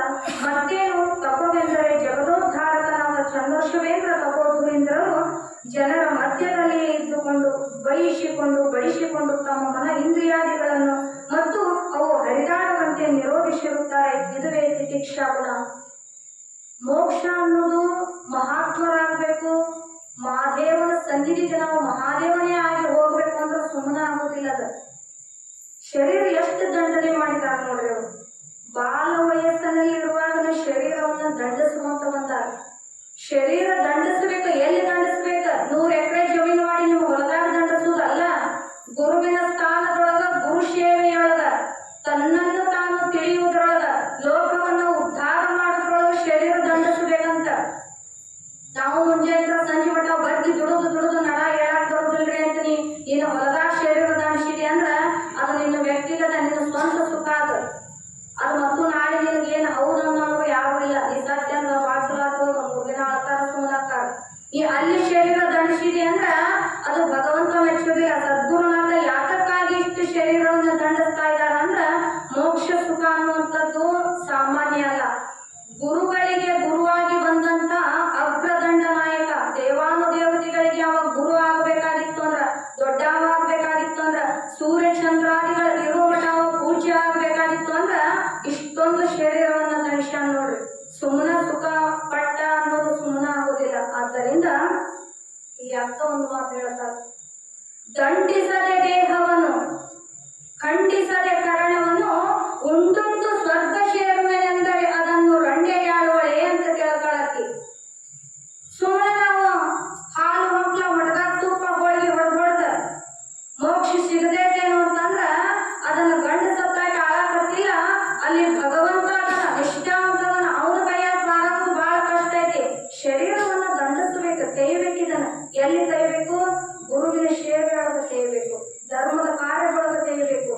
ಭಗವಂತ ಮೆಚ್ಚುವಂಗ ನಾವು ಶರೀರವನ್ನು ದಂಡಿಸಿದ್ವಿ ಅಂದ್ರ ಮೋಕ್ಷ ಸುಖ ಅನ್ನುವಂಥದ್ದಾಗ್ತದೆ. ಆದ್ದರಿಂದ ತನ್ನ ಶರೀರಕ್ಕೆ ಅಷ್ಟೊಂದು ತೊಂದರೆ ಬಂದ್ರ ತೊಗಲಿನ ಬಾರ್ಕೊಲಿನ ಹೊಡೆತಲಿನ ಸಣ್ಣ ಕೇಳಿದ್ರೆ ನಾವು ಮೈ ಚುಮ್ಮತ್ತೇತಿ 4-5 ತಾಸಿನವರೆಗೂ ಪಾನ ಬಾಯಿ ಬಿಡ್ಬೇಕಂತ. ಆ ದುಷ್ಟ ಮೇಳದ ನಿಂಗ್ಯಾನ ಹೊಡೆತಕ್ಕ ಪಾನ ಬಾಯಿ ಬಿಡ್ಬೇಕು ಅಂತ ಯಮಯಾತನೆಯನ್ನ 4-5 ತಾಸಿನವರೆಗೂ ಸದ್ಗುರುನಾಥ ಸಹಿಸಿಕೊಂಡಾರಂದಾಗ ಈ ನಾವು ನಮ್ಮಂತ 10 ತಲೆ ಸತ್ರು ಅವ್ರ ಭೂಮಿ ಮ್ಯಾಗ ಅಜರಾಮರವಾಗಿ ಉಳಿಲಿಕ್ಕೆ ಸಾಧ್ಯ. ಮತ್ ನಾವೇನೋ 4 ಮನೆ ಕಟ್ಟಿಸಿ 4 ಮಂದಿಗೆ ಏನೋ ಹೊರಗೆ ಹೋಗುವಂತ ಅರಿವಿ ಕೊಟ್ಟು ಮತ್ ನಾವು ಶಾಶ್ವತವಾಗಿ ನಮ್ಗೆ ಹೆಸರು ಇರಲಿ ಅಂದ್ರೆ ಸಾಧ್ಯ ಇಲ್ಲ. ಆದ್ದರಿಂದ ಅಂತ ಸದ್ಗುರುನಾಥ ಅವರಲ್ಲಿ ಎಂಥ ಒಂದು ತಿತಿಕ್ಷಾಗುಣಾಯಿತು. ಮನಂ ಇಂದ್ರಿಯಾದಿಗಳನ್ನ ತನ್ನ ಆಧೀನದಲ್ಲಿಟ್ಟುಕೊಳ್ಳುವುದಕ್ಕೆ ಇದುವೇ ಮಾರ್ಮಿಕ ಯೋಗವಾಗಿ, ಇದುವೇ ಮಹಾ ಕಠಿಣ ತಪವಾಗಿದೆ. ಆತ್ಮನು ತಾನು ಸತ್ಯ ಶಾಶ್ವತನಾಗಿರುವೆನು, ಈ ಮಲದ ಗಳಿಗೆ ಒಡಿ ಎಂದೆನ್ನುತ್ತಾರೆ. ಇದುವೇ ಅನಿತ್ಯವಾಗಿದೆ. ನನ್ನ ಸತ್ತನ ಪರಾತ್ಪರ ಪರವಸ್ತುವಿನಲ್ಲಿ ಮಿಂಚಿನ ವೇಗದಿಂದ ಬಂದು ವಿಧಿಸುವ ಅರಿಷಡ್ವೈರಿಗಳು ಕಾಮ ಕ್ರೋಧ ಲೋಭ ಮೋಹ ಮದ ಮತ್ಸಾದಿಗಳನ್ನ ತನ್ನ ಆಧೀನದಲ್ಲಿಟ್ಟುಕೊಂಡಂತವರು. ಅವುಗಳತ್ತ ಮುಖ ಮಾಡಿ ಕೂಡ ನೋಡದೆ ಗುಪ್ತ ಚೋರರಿಗೆ ಇಲ್ಲಿ ಅವರ ಸುಳಿದಾಟ ನಡೆಯಲಾರದು, ನೀವು ತಳವೂರಲಾರರೆಂದು ಇದು ಹಠಯೋಗವಾಗಿರುತ್ತದೆ. ಇವುಗಳೆಲ್ಲವುಗಳನ್ನು ಮಾಡಿರಿ ಎಂದು ಹೇಳುವುದಲ್ಲ, ಅವತಾರಧಾರಿಯು ತನ್ನಲ್ಲಿ ತಾನೇ ಗೌಪ್ಯವಾಗಿ ಸಾಧಿಸಿರುತ್ತಾರೆ. 5 ಯೋಗಗಳನ್ನು ಮಾಡಬೇಕು ಅಂತ ಹೇಳ್ತಾರೆ. ಮಂತ್ರಯೋಗ, ಲಯಯೋಗ, ಶಿವಯೋಗ, ರಾಜಯೋಗ, ಹಠಯೋಗ. ಅದ್ರೊಳಗ ಅವ್ರು ಇದನ್ನು ನೋಡಾಕತ್ರ ಅವರು ಎಲ್ಲ 5 ಯೋಗಗಳನ್ನ ಸಾಧಿಸಿದಾರ ಅಂತ ತಿಳಿತದೆ. ಅವ್ರು ಯಾವಾಗ ಮಾಡ್ಯಾರೋ ಗೊತ್ತಿಲ್ಲ, ಅದನ್ನ ಗೌಪ್ಯವಾಗಿ ತಮ್ಮಲ್ಲೇ ತಾವು ಸಾಧಿಸ್ಕೊಂಡಾರ ಅಂತ ಹೇಳಿ ಇಂಥ ಒಂದು ತಾಕತ್ತು, ಶಕ್ತಿ, ಸಾಮರ್ಥ್ಯ ಅಂತ ಬೆಂಕಿ ಅಂತ ರೋಷ ಅವರಲ್ಲಿ ಇತ್ತು. ಇಂಥ ಕಠಿಣತರ ಶಿಕ್ಷೆಯು ಕಿವಿಯಿಂದ ಕೇಳುವುದಾಗುವುದಿಲ್ಲ, ಮಾಡುವುದು ಎಷ್ಟೋ ಮೈಲು ದೂರ ಅಂತರವಾಗಿರುತ್ತದೆ. ಈ ಯೋಗ ಸಾಮರ್ಥ್ಯದಿಂದಲೇ ಆಗಿಂದಾಗಲೇ ಆ ಪವಾಡವು ತೋರಿ ಅಲ್ಲಿ ಪಡೆ ಎನ್ನುತ್ತಾರೆ. ಮಡ್ಡಸೋಳೆ ಮಗನಾದ ಮೇಳದ ನಿಂಗ್ಯಾಗ ಬುದ್ಧಿ ಇಲ್ಲದಾಗಿದೆ. ನೋಡ್ರಿ ಎಷ್ಟು ಚಂದ ಜವಾರಿ ಮಾಷಿ ಒಳಗ ಅಪ್ಪೋರ್ ಬೈತಾರ. ಮಡ್ಡಸೋಳೆ ಮಗನಾದ ಮೇಳದ ನಿಂಗ್ಯಾಗ ಬುದ್ಧಿ ಇಲ್ಲದಾಗಿದೆ, ನನಗೇನು ಹೊಡೆದು ಬುದ್ಧಿ ಕಲಿಸುತ್ತಾನೆ. ನನ್ನ ವಿಷಯಕ್ಕಾಗಿ ಹರಿಹರ ಬ್ರಹ್ಮಾದಿಗಳು ಅಡ್ಡ ಬಂದರೆ ಅವರಿಗೆ ತಿಟ್ಟ ಹಚ್ಚಿಯೇ ತೀರುವೆನೆನ್ನುತ್ತಾರೆ. ಆದ್ದರಿಂದ ದೇವಾದಿ ದೇವತೆಗಳಿಗೆ ಅಗ್ರದಂಡ ನಾಯಕ. ಮತ್ತೆ ಎಂಥ ದೇವತೆಯವರು ಮುಂದೆ ಬಂದ್ರೆ ಯಾರು ನಿಂತಾರ? ಅವರಿಗೆ ತಿಟ್ಟ ಹಚ್ತಾನೆ ಅಂತ ತಮ್ಮ ಮುಖಾಂತರದಿಂದ ಅಷ್ಟು ನಿರ್ಭಯದಿಂದ ಹೇಳ್ತಿದ್ದಾರಂತಂದ್ರ ಎಲ್ಲ ದೇವನ ಕುಲಕ್ಕೆ ಅವರು ಅಗ್ರದಂಡ ನಾಯಕ. ನನ್ನ ವಿಷಯಕ್ಕಾಗಿ ಯಾರು ಬಂದರೂ ಕೂಡ ನಾನು ಅವರಿಗೆ ತಿಟ್ಟ ಹಚ್ಚಿಯೇ ತೀರುವೆನೆನ್ನುತ್ತಾರೆ. ಇವರು ಚೀರುವುದು ಚಂದ್ರ ಶಿವೇಂದ್ರನು ಬಿಡಲಿಲ್ಲ ಮತ್ತು ಮೇಳದ ದೊಡ್ಡ ನಿಂಗಪ್ಪನಿಗೆ ದೃಢವಾಗಿ ಬಡಿಯುವುದು ಬಿಟ್ಟಿದ್ದಾನೆ. ಆಗ ಸಭಾ ಅಲ್ಲೋಲ ಕಲ್ಲೋಲವಾಯಿತು.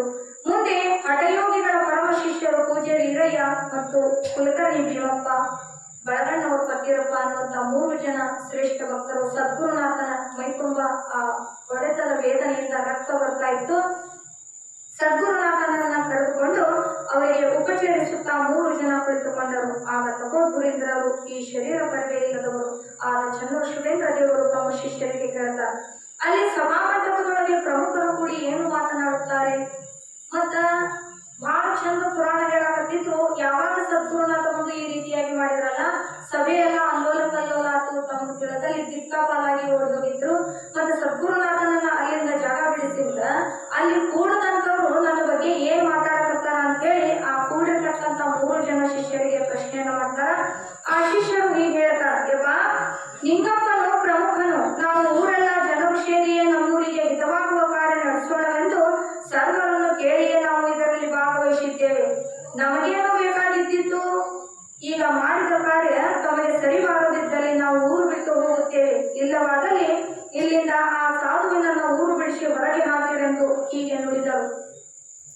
ಊರಾಗಿನ ಹಿರಿಯಾರು ಮಾತಾಡಕತ್ತಿದ್ರ ಅಂತ ಮೇಳದ ನಿಂಗಪ್ಪನ ಮುಂದೆ ಕೂರಿಸ್ಕೊಂಡು, ನಿನ್ನ ಜವಾಬ್ದಾರಿ ಮೇಲಿಗೆ ಊರಿಗೆ ಒಳ್ಳೆಯದಾಗ್ಲಿ ಅಂತ ನಾವು ಈ ಕಾರ್ಯವನ್ನ ಹಮ್ಮಿಕೊಂಡಿದ್ವಿ.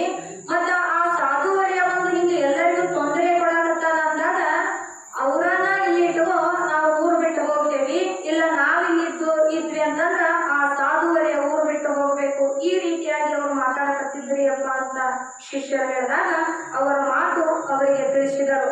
ಇದನ್ನು ಈ ರೀತಿಯಾಗಿ ಅವರಿಂದ ತಿಳಿದುಕೊಂಡು ಆವಾಗ ತಮ್ಮ ಶಿಷ್ಯರಿಗೆ ಈ ರೀತಿ ತಿಳಿಸುತ್ತಾರೆ, ಈ ಗುರು ಕಾರ್ಯ ಮಾಡುವುದು ಬಿಡಬಾರದು. ಹಿರಿಯರು ಅವರು ಕೂಡ ಹನ್ನಿಕೇರಿಯ ಗ್ರಾಮವನ್ನು ಬಿಟ್ಟು ಹೋಗಬಾರದು. ಈಗ ನಡೆಸಿದ ಗುರು ಕಾರ್ಯವು ಅರ್ಥವಾಗಬಾರದು, ಸಾಕೋಪಾಂಗವಾಗಿ ಅದನ್ನು ಮುಕ್ತಾಯ ಮಾಡಬೇಕು. ಈ ರೀತಿ ನುಡಿದರು. ಅವರ ಶರೀರಕ್ಕೆ ಉಪಚಾರವು ಮಾಡುತ್ತಿದ್ದರು. ಅದೇ ಸಮಯದಲ್ಲಿ ತಾವು ಮಲಗಿಕೊಂಡವರು ಚಕ್ಕನೆ ಮೇಲಕ್ಕೆದ್ದು ಎದ್ದು ನಿಂತವರೇ, ಈಗ ನಡೆದಿರುವ ಕಾರ್ಯವನ್ನು ಸರಾಗವಾಗಿ ಮುಗಿಸಲಿ, ನಾನೇ ಊರು ಬಿಟ್ಟು ಹೋಗುತ್ತೇನೆ ಅಂತ ಹೇಳಿ ಭಗವಂತ ಆ ಹನ್ನಿಕೇರಿ ಗ್ರಾಮವನ್ನು ಬಿಟ್ಟು ಹೊರಡುವಂತವರಾಗ್ತಾರೆ. ಅಂತ ಶರೀರಕ್ಕೆ ಘೋರ ಯಾತನೆಯಾಗಿದ್ದಾಗ ಶರೀರವನ್ನು ಮರೆತರು. ರಕ್ತವು ಹರಿಯುತ್ತಿದೆ. ಇವರವರ ಶರೀರಕ್ಕೆ ಉಪಚರಿಸುತ್ತಾರೆ. ಒಂದು ತಾಸಿನವರೆಗೆ ಬಡಿಸಿಕೊಂಡು ಬಳಲಿ ಇಂಥ ದುಸ್ಥಿತಿಯಲ್ಲಿದ್ದರೂ ಗುರುನಾಥನಿಗೆ ಅದರ ಎಚ್ಚರ ಎಳ್ಳು ಕಾಲಿನಷ್ಟು ಇಲ್ಲ. ಎಂಥ ಘೋರ ತಪವಾಗಿದೆ. ಆಗಿಂದಾಗಲೇ ಗಾಳಿಯಂತೆ ಅವರ ಕೈಯೊಳಗಿಂದ ಶಿವನ ಮಂದಿರವನ್ನು ಬಿಟ್ಟು ಓಡಿ ಹೋಗುವಂತವರಾದರು. ಯಾವಾಗ ಸಾಧುವರೇನನ್ನ ಊರು ಬಿಟ್ಟು ಕಳಿಸ್ಬೇಕು ಅನ್ನೋಂಥ ವಿಚಾರವರಿಗೆ ಬಂದೈತೆ ಅಂದಾಗ ಅವ್ರೇನ್ ಕಳಿಸೋದು ಬೇಡ, ಈ ಒಳ್ಳೆ ಧರ್ಮದ ಕಾರ್ಯ ಅದು ನಡೀಲಿ, ನಾನು ಊರು ಬಿಟ್ಟು ಹೋಗ್ತೀನಿ ಅಂತ ಹೇಳಿ ಅಲ್ಲಿಂದ ಹೋಗುವಂತವರಾಗ್ತಾರ. ಅಲ್ಲಿಂದ ಶಿಷ್ಯ ಮಂಡಳಿ ದುಃಖಿಸುತ್ತಾ, ಅಯ್ಯೋ ನಮ್ಮ ತಂದೆ ಸದ್ಗುರುನಾಥ ನಮ್ಮ ನಗರಿ ಎಲ್ಲಿ ಹೋದರು ಎಂದು ಶೋಕಿಸುವರಾದರು. ಅವರು 3 ಜನರಿಗೆ ಶಾಂತತೆಯಾಗದೆ ನಿರುಪಾಯರಾಗಿ ಕುಳಿತುಕೊಂಡರು. ಊರಲ್ಲಿ ನಡೆದಿರುವ ಪುರಾಣವು ನಿತ್ಯದ ಕರ್ಮಾನುಸಾರವಾಗಿ ಸಂಜೆಯ ಸಮಯ ಪುರಾಣ ಮಂಟಪಕ್ಕೆ ಪುರಾಣ ಹೇಳೋರು ಬಂದರು, ಸಂಗೀತ ಹಾಡೋರು ಬಂದರು, ಕೇಳೋರು ಬಂದರು. ಬಹಳ ಚಂದಾಗಿ ಎಲ್ಲರೂ ಇಂಪಾಗಿ ಕೇಳ್ತಾ ಇದ್ರು, ಹೇಳುವವರು ಇಂಪಾಗಿ ಹೇಳ್ತಾ ಇದ್ರು. ಇದು ಸಂಜೆ 5 ಗಂಟೆಯ ವೇಳೆ. ಆ ಹೊತ್ತಿನ ಸಮಯದಲ್ಲಿ ಅವತಾರ ಮೂರ್ತಿ ಊರವರೆಗೆ ಬಂದು ಒಂದು 50 ಫೂಟು ಎತ್ತರವಾದ ಸಿಂಗಿಯ ಮರವನ್ನೇರಿ ಅದರ ತುತ್ತ ತುದಿಯಲ್ಲಿ ಕುಳಿತುಕೊಂಡರು. ಅವರೇನು ಊರು ಬಿಟ್ಟು ಹೋಗ್ಲಿಲ್ಲ, ಊರಿನಿಂದ ಸ್ವಲ್ಪ ದೂರದಲ್ಲಿರ್ತಕ್ಕಂಥ ಒಂದು ಶಿಂದಿ ಮರ, ಅದೇನ ಸಣ್ಣ ಹುಚ್ಚಿಗಳಂಗೆ ಇದ್ದಿದ್ದಿಲ್ಲ, 50 ಫೂಟು ಎತ್ತರವಾದ ಒಂದು ಶಿಂದಿ ಮರದೊಳಗ ಅಲ್ಲಿ ಕುಳಿತುಕೊಂಡರು. ಶಿರ ಮಾತ್ರ ಹೋಗು ಬರುವವರಿಗೆ ಕಾಣಬೇಕು, ಶರೀರ ಮಾತ್ರ ಯಾರಿಗೂ ಕಾಣದಂಗ ಅಲ್ಲಿ ಅಡಗಿಕೊಂಡು ಕುಳಿತುಕೊಂಡರು. ಇತ್ತ ಸಾಯಂಕಾಲದ ಸಮಯದೊಳಗ ದನಕಾಯಿ ಹುಡುಗರು ಬರುವಾಗ ಆ ಗುರುನಾಥನ ಒಂದು ಸ್ಥಿತಿಯನ್ನ ಮೇಲೆ ನೋಡ್ತಾರೆ. ಅವರು ತಮ್ಮ ಮಾತಾಡ್ತಾರ, ಅಲ್ಲಿ ನೋಡಿ ಯಾರೋ ಒಬ್ಬ ಸಾಧು ಮಹಾತ್ಮ ತನ್ನ ಶರೀರ ಎಳ್ಳಷ್ಟು ಕಾಣ್ತಾ ಇಲ್ಲ, ಶಿರ ಮಾತ್ರ ನೋಡುವವರಿಗೆ ಕಾಣಿಸ್ತಾ ಐತಿ, ಮುಖ ಮಾತ್ರ ಅವ್ರು ಕಾಣಕತ್ತೈತಿ, ಅವ್ರು ಹೆಂಗ ಕುಂತಿರ್ಬೇಕು, ಇಷ್ಟ 50 ಫೂಟ ಗಿಡವನ್ನ ಏರಿ ಹೆಂಗ ಹೋಗಿದ್ದಾರವರು ಅಂತೇಳಿ ತಮ್ಮ ಮಾತನಾಡುತ್ತಾ ಅವ್ರ ಮನೆಗೆ ಬಂದರು. ಅಂತ ಮುಳ್ಳಿನೊಳಗೆ ಹೇಗೆ ಏರಿ ಕುಳಿತುಕೊಂಡಿರಬೇಕು ಹೌದೆಂದು ಮತ್ತೊಬ್ಬನು ಈ ಪ್ರಕಾರವಾಗಿ ಹುಡುಗರು ತಮ್ಮ ಮನೆಯ ಬಂದು ಸೇರಿದರು. ಪುರಾಣ ಮಂಟಪದೊಳಗೆ ವೈಭವದಿಂದ ನಡೆದಿರುವುದು, ಹೇಳುವುದು, ಬಾರಿಸುವುದು ಕಲಾವಿದರು ಕೂಡಿ ರಸಭರಿತವಾಗಿ ನಡೆಸಿದ್ದರು ಮತ್ತು ಮಂಟಪದೊಳಗೆ ಬಂದು ಕುಳಿತು ಶ್ರದ್ಧೆಯಿಂದ ಜನರು ಆಲಿಸ್ತಾ ಇದ್ರು. ಇಂಥ ಒಂದು ಸುಸಮಯದೊಳಗ ಇದ್ದಕ್ಕಿದ್ದಂತೆ ಮೇಳದ ನಿಂಗಪ್ಪನ ಹೊಟ್ಟೆಯಲ್ಲಿ ಒಮ್ಮಿಂದೊಮ್ಮೆಲೆ ಹೊಟ್ಟೆಯೊಳಗೆ ಕುಳಿತು ಹೇಳಲಿಕ್ಕೆ ಬಾರದಷ್ಟು ವೇದನೆ ನಡೆಯಿತು. ಯಾವಾಗ ತನ್ನ ಅಹಂಕಾರದಿಂದ ಸದ್ಗುರುನಾಥನನ್ನ ಹೊಡೆದಿದ್ದು, ಆ ಒಂದು ತಾಪವೇ ಅವನಿಗೆ ಹೊಟ್ಟೆಯೊಳಗೆ ಒಮ್ಮಿಂದೊಮ್ಮೆಲೆ ಎದೆ ಉಬ್ಬಿಸ್ಕೊಂಡು ಹಿಂದೆ ಕೈ ಕಟ್ಕೊಂಡು ಒಳ್ಳೆ ಜಬರ್ದಸ್ತನಿಂದ ಅಡ್ಡಾಡುವಂತ ಮನುಷ್ಯ ಮೇಳದ ನಿಂಗಪ್ಪ. ಒಂದೇ ಕ್ಷಣದೊಳಗ ಹೊಟ್ಟೆಯೊಳಗೆ ಉರುಕು ಎದ್ದು ಹೇಳಲಿಕ್ಕೆ ಬಾರದಷ್ಟು ವೇದನೆ ನಡೆಯಿತು. ಹೇಗೆ ಕಡ್ಡಕ್ಕೆ ಬೆಂಕಿ ಹತ್ತಿದಂತೆ ಸಭಾಮಂಟಪದೊಳಗಿಂದ ಎದ್ದು ಅಯ್ಯೋ ಯಪ್ಪ ನಾನು ಸಾಹಿತ್ಯಗಳು ನನ್ನನ್ನು ಉಳಿಸಿಕೊಳ್ಳ್ರಿ ಅಂತ ಬಿದ್ದು ಉಳ್ಳಾಡಿ ಚೀರಾಕತ್ತ. ಆ ಪುರಾಣ ಬಿಡ್ರು ನನ್ನ ಹೊಟ್ಟೆಯಾಗಿನ ಊರಿಗೆ ನೋಡಿದ್ರೆ ಇನ್ನೇನು ನಾನು ಸತ್ತು ಹೋಗ್ತೇನೆ, ಮೊದ್ಲು ನನ್ನ ಬದುಕಿಸ್ಕೋರಿ ಅಂತ ಹೇಳಿ ಅಂಗಳದಲ್ಲಿ ಬಿದ್ದು ಹೊರಳಾಡ ಹತ್ತಿದನು. ಹೇಗೆ ಚಂದ್ರಶಿವೇಂದ್ರ ಯೋಗಿ ಇವನ ಬೆಳಕಕ್ಕೆ ಹೇಗೆ ಚೀರುತ್ತಿದ್ದರೋ ಅವರ ಇಳುಮಡಿಯಾಗಿ ಘೋರದಲ್ಲಿ ತೆಗೆದುಕೊಂಡು ಚೀರ ಹತ್ತಿದನು. ಎಲ್ಲ ನಡೆಯುವ ಕಾರ್ಯಕ್ರಮಕ್ಕೆ ಮುಖ್ಯಸ್ಥನು ಅವನ ದುರವಸ್ಥೆ ಹೀಗೆ ಆದ ಮೇಲೆ ಪುರಾಣ ಹೇಳುವವರು ಕೇಳುವರು ಇದ್ದಲ್ಲಿ ಸ್ತಬ್ಧರಾದರು. ಎಲ್ಲ ಒಂದು ಜವಾಬ್ದಾರಿನ ಅವ ಗೊತ್ತಾನ, ಮತ್ತ ಅವನ ಊರು ಕತ್ತು ಉಳ್ಳಾಡಕತ್ತಾನ. ಪುರಾಣ ಹೇಳಾರ ಹೆಂಗ್ ಹೇಳ್ತಾರ, ಕೇಳಾರ ಹೆಂಗ್ ಹೇಳ್ತಾರ, ಹೇಳುವಾರು ಸ್ಟಾಪ್ ಆತು, ಕೇಳುವಾರು ಸ್ಟಾಪ್ ಆತು. ಎಲ್ಲಾರು ಕೂಡಿ ಮೇಳದ ನಿಂಗಪ್ಪನ ಸುತ್ತ ಬಂದು ನಿಂತರು. ಇವಾಗ ಹಿಂಗ ಆಗ್ಬಾರ್ದಾಯ್ತು, ಹಿಂಗ್ಯಾಕಾತು, ಒಮ್ಮಿದ್ದೊಮ್ಮಿಗೆ ಹಿಂಗ್ಯಾಕಾತು ಅಂತ ಎಲ್ಲರೂ ಕರ್ತಾ ಪುರುಷನೇ ಗೋಳಿಟ್ಟು ಹೊರಡಾಡುವಾಗ, ಎಲ್ಲದಕ್ಕೂ ಮೂಲ ಮುಖ್ಯಸ್ಥನಿಂದ ಹೊರಡಾಡುವಾಗ ಎಲ್ಲರೂ ಹೌಗಾರದಲ್ಲಿದ್ದರು.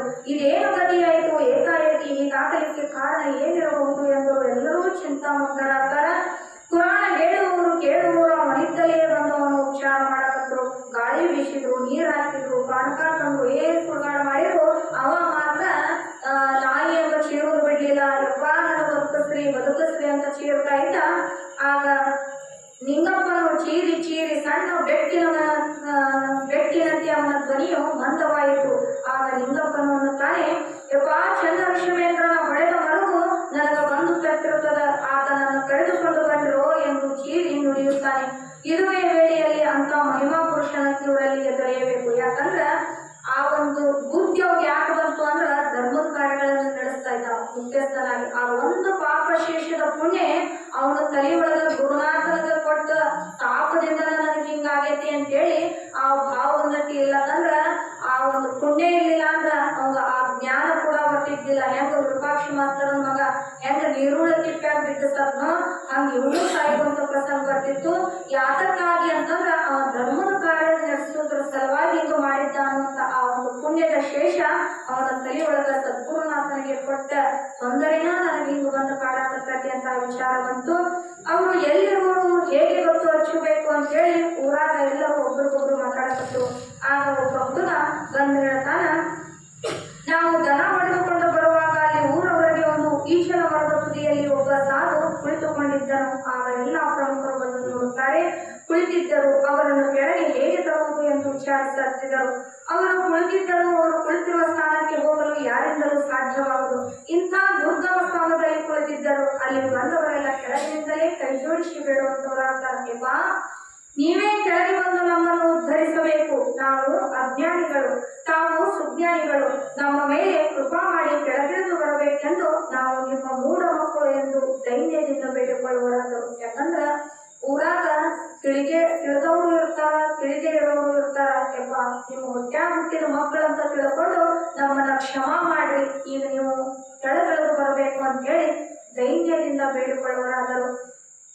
ನಮ್ಮಂತ ಸಣ್ಣ ಕೂಸುಗಳಿಗೆ ಕಠಿಣವಾದ ಶಿಕ್ಷೆಯನ್ನು ಒದಗಿಸಬಾರದು, ಸಣ್ಣ ಕಂದವುಗಳು ಎಂದು ವಿನಯದಿಂದ ಸದ್ಗುರುನಾಥನನ್ನ ಸ್ತುತಿಸುವಂತವರಾದರು. ಆಗ ಅವರ ಕಲ್ಲಿನಂತ ಹೃದಯ ಕರಗಿ ಬೆಣ್ಣೆಯಾಯಿತು. ಕೋಪ ಬಂದಾಗ ಉಗ್ರ ನರಸಿಂಹ ಆಗ್ತಾರ. ಮತ್ತ ಯಾರು ದೈನ್ಯದಿಂದ ಕಿಂಕರರಾಗಿ ಸದ್ಗುರುನಾಥನಿಗೆ ಶರಣಾಗತರಾಗ್ತಾರಲ್ಲ, ಅವಾಗ ಕರಿಗೆ ಬೆಣ್ಣೆ ಅಂತ.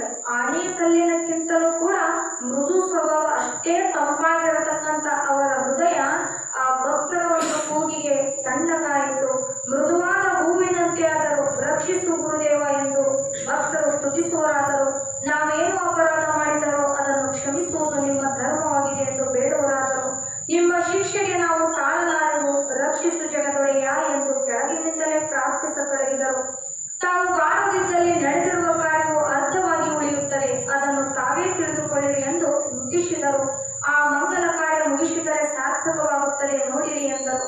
ಶಾಂತರಾಗಿ ಅಲ್ಲಿ 50 ಫೂಟ ಎತ್ತರದಿಂದ ತಣ್ಣನೆ ಕೆಳಗೆ ಜಿಗಿದರು. ಆಗ ಬೆಳಗಣ್ಣವರ ಪುಟ್ಟಿರಪ್ಪ ಅನ್ನುವಂತಹ ಭಕ್ತ ಸದ್ಗುರುನಾಥನನ್ನ ತನ್ನ ಹೆಗಲ ಮೇಲೆ ಕುಂದಿರಿಸಿಕೊಂಡು ಅಲ್ಲಿಂದ ಊರೊಳಗ ಎಲ್ಲರೂ ಸದ್ಗುರುನಾಥನ ಪಾದಕ್ಕೆ ನೀರನ್ನ ಹಾಕಿ ಸುಮಂಗಲಿಯರು ಆರತಿಯನ್ನು ಹಿಡಿದುಕೊಂಡು ಸದ್ಗುರುನಾಥನ ಭಜನೆ ಮಂಡಳಿಯೊಳಗ ಅವರನ್ನ ಬರಮಾಡಿಕೊಂಡು ಊರೊಳಗ ಕರೆದುಕೊಂಡು ಬಂದು ಈಗ ವಿಜೃಂಭಣೆಯಿಂದ ಸಭಾ ಮಂಟಪಕ್ಕೆ ಕರೆದೊಯ್ದರು. ಅಲ್ಲಿ ಯಾವ ಮೇಳದ ದೊಡ್ಡ ಲಿಂಗಪ್ಪನು ಒದರಿ ಅವನ ಧ್ವನಿಯು ಸಣ್ಣ ಬೆಕ್ಕಿನ ಮರಿಯಂತೆ ಆಗಿತ್ತು. ಅಲ್ಲಿಗೆ ಸದ್ಗುರುಗಳು ಬಂದು ನೋಡ್ತಾರ, ಮೇಳದ ದೊಡ್ಡ ಲಿಂಗಪ್ಪನು ಓಣಿಯ ಹುಡಿಯೊಳಗೆ ಬಿದ್ದುಕೊಂಡು ನಿರ್ಜೀವನಾಗಿದ್ದನು. ಯಾವಾಗ ನಾನು ಅನ್ನುವಂತ ಅಧಿಕಾರದಿಂದ ಕೈ ಕಟ್ಕೊಂಡು ಎದೆ ಉಬ್ಬಿಸ್ಕೊಂಡು ಅಡ್ಡಾಡ್ತಿದ್ನೋ ಅಂತ ಮೇಳದ ಲಿಂಗಪ್ಪ ಮಣ್ಣಾಗ ಹುಡಿಯಾಗ ಬಿದ್ದು ಹೊರಳಾಡ್ತಾ ಇದ್ದ, ಉಳ್ಳಾಡಕತ್ತಿದ್ದ. ಈಗ ಸಾಯ್ತೇನೋ ಇನ್ನೊಂದು ಹೊತ್ತಿಗೆ ಸಾಯ್ತೇನೋ ಅಂತೇಳಿ ನಿರ್ಜೀವ ವಸ್ತು ಅಂದ್ರ ಅದ ಜೀವ ಇರ್ತದ, ಆಗ ಸತ್ತಾರಂಗ ಬಿದ್ದಿದ್ದ. ಯಾಕೆಂದರೆ ಅಲ್ಲಿ ಎಲ್ಲದಕ್ಕೂ ಲಿಂಗಪ್ಪನೇ ಮುಖ್ಯಸ್ಥನಾಗಿದ್ದ. ಆದ್ದರಿಂದ ಸ್ವಾಮಿಯ ಕಾರ್ಯವು ನಿಂತು ಹೋಗಿತ್ತು. ಲಿಂಗಪ್ಪನನ್ನು ನೋಡುತ್ತಾ ಸರ್ವರು ದುಃಖಿಸ್ತಾ ಇದ್ರು. ವರಪ್ರದಾಯಕನು ಲಿಂಗಪ್ಪನಿದ್ದಲ್ಲಿಗೆ ಬಂದು ಲಿಂಗಪ್ಪನ ಹೆಸರಿಂದಲೇ ಕರೀತಾರ. ಅಯ್ಯೋ ಯಪ್ಪ ಎಂದು ಲಿಂಗಪ್ಪನವರ ಪಾದದ ಮೇಲೆ ಬಿದ್ದು ಹೊರಡಾಡಹತ್ತಿದನು. ದೇವ, ಎನ್ನನ್ನು ರಕ್ಷಿಸಿರಿ ಎಂದು ಬೇಡುವನಾದನು.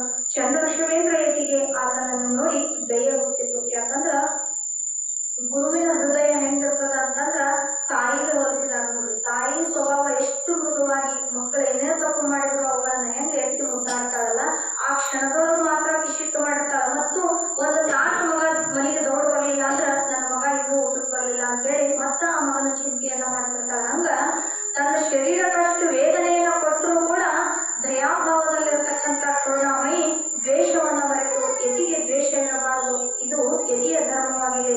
ಆದ್ದರಿಂದ ಶ್ರೀಮನಿಜಗಳ ಶಿವಯುಗಗಳು ಕೋಪ ಹೊಂಟದ ತಪವನ್ನು ಅಂತ ಹೇಳಿದ್ದಾರ.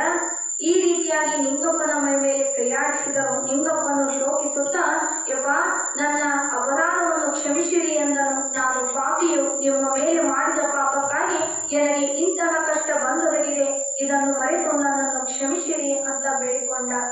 ಆಗ ಯತಿವರರು ಬಂದವರಿಗೆ ಅನ್ನುತ್ತಾರೆ, ಒಂದು ತುಂಬಿದ ಕೊಡದೊಳಗಿನ ಒಂದು ತಂಬಿಗೆ ನೀರು ತೆಗೆದುಕೊಂಡು ಬನ್ನಿರಿ ಎಂದರು. ಆಗ ಭಕ್ತರು ಬಂದು ಸದ್ಗುರುನಾಥನ ಕೈಯೊಳಗೆ ಕೊಟ್ಟಾಗ ತುಂಬಿದ ತೊಳೆಯೊಳಗಿನ ನೀರನ್ನು ತಮ್ಮ ಪಾದವನ್ನು ಎತ್ತಿದರು. ಯಾವಾಗ ಅವು ತುಂಬಿದ ಶಿಷ್ಯರಿಗಿತ್ತಂದ್ರಲ್ಲ, ಅದರೊಳಗೆ ತಮ್ಮ ಪಾದದ ಅಂಗುಷ್ಟಗಳನ್ನು ಎತ್ತಿ, ಇವುಗಳು ತೀರ್ಥವಾಗಿವೆ, ಇವುಗಳನ್ನು ನಿಂಗಪ್ಪನಿಗೆ ಕೊಡ್ರಿ, ಅವನಿಗೆ ಕುಡಿಸ್ರಿ ಅಂದಾಗ ಅವನ ಹಸ್ತದಲ್ಲಿರುವ ತೀರ್ಥ ಪ್ರಸಾದವನ್ನು ಸ್ವೀಕಾರ ಮಾಡಿದ ತಕ್ಷಣವೇ ಅವನ ಉರುಪು ಕಡಿಮೆಯಾಗಿ ಶಾಂತವಾಯಿತು. ನೋಡ್ರಿ,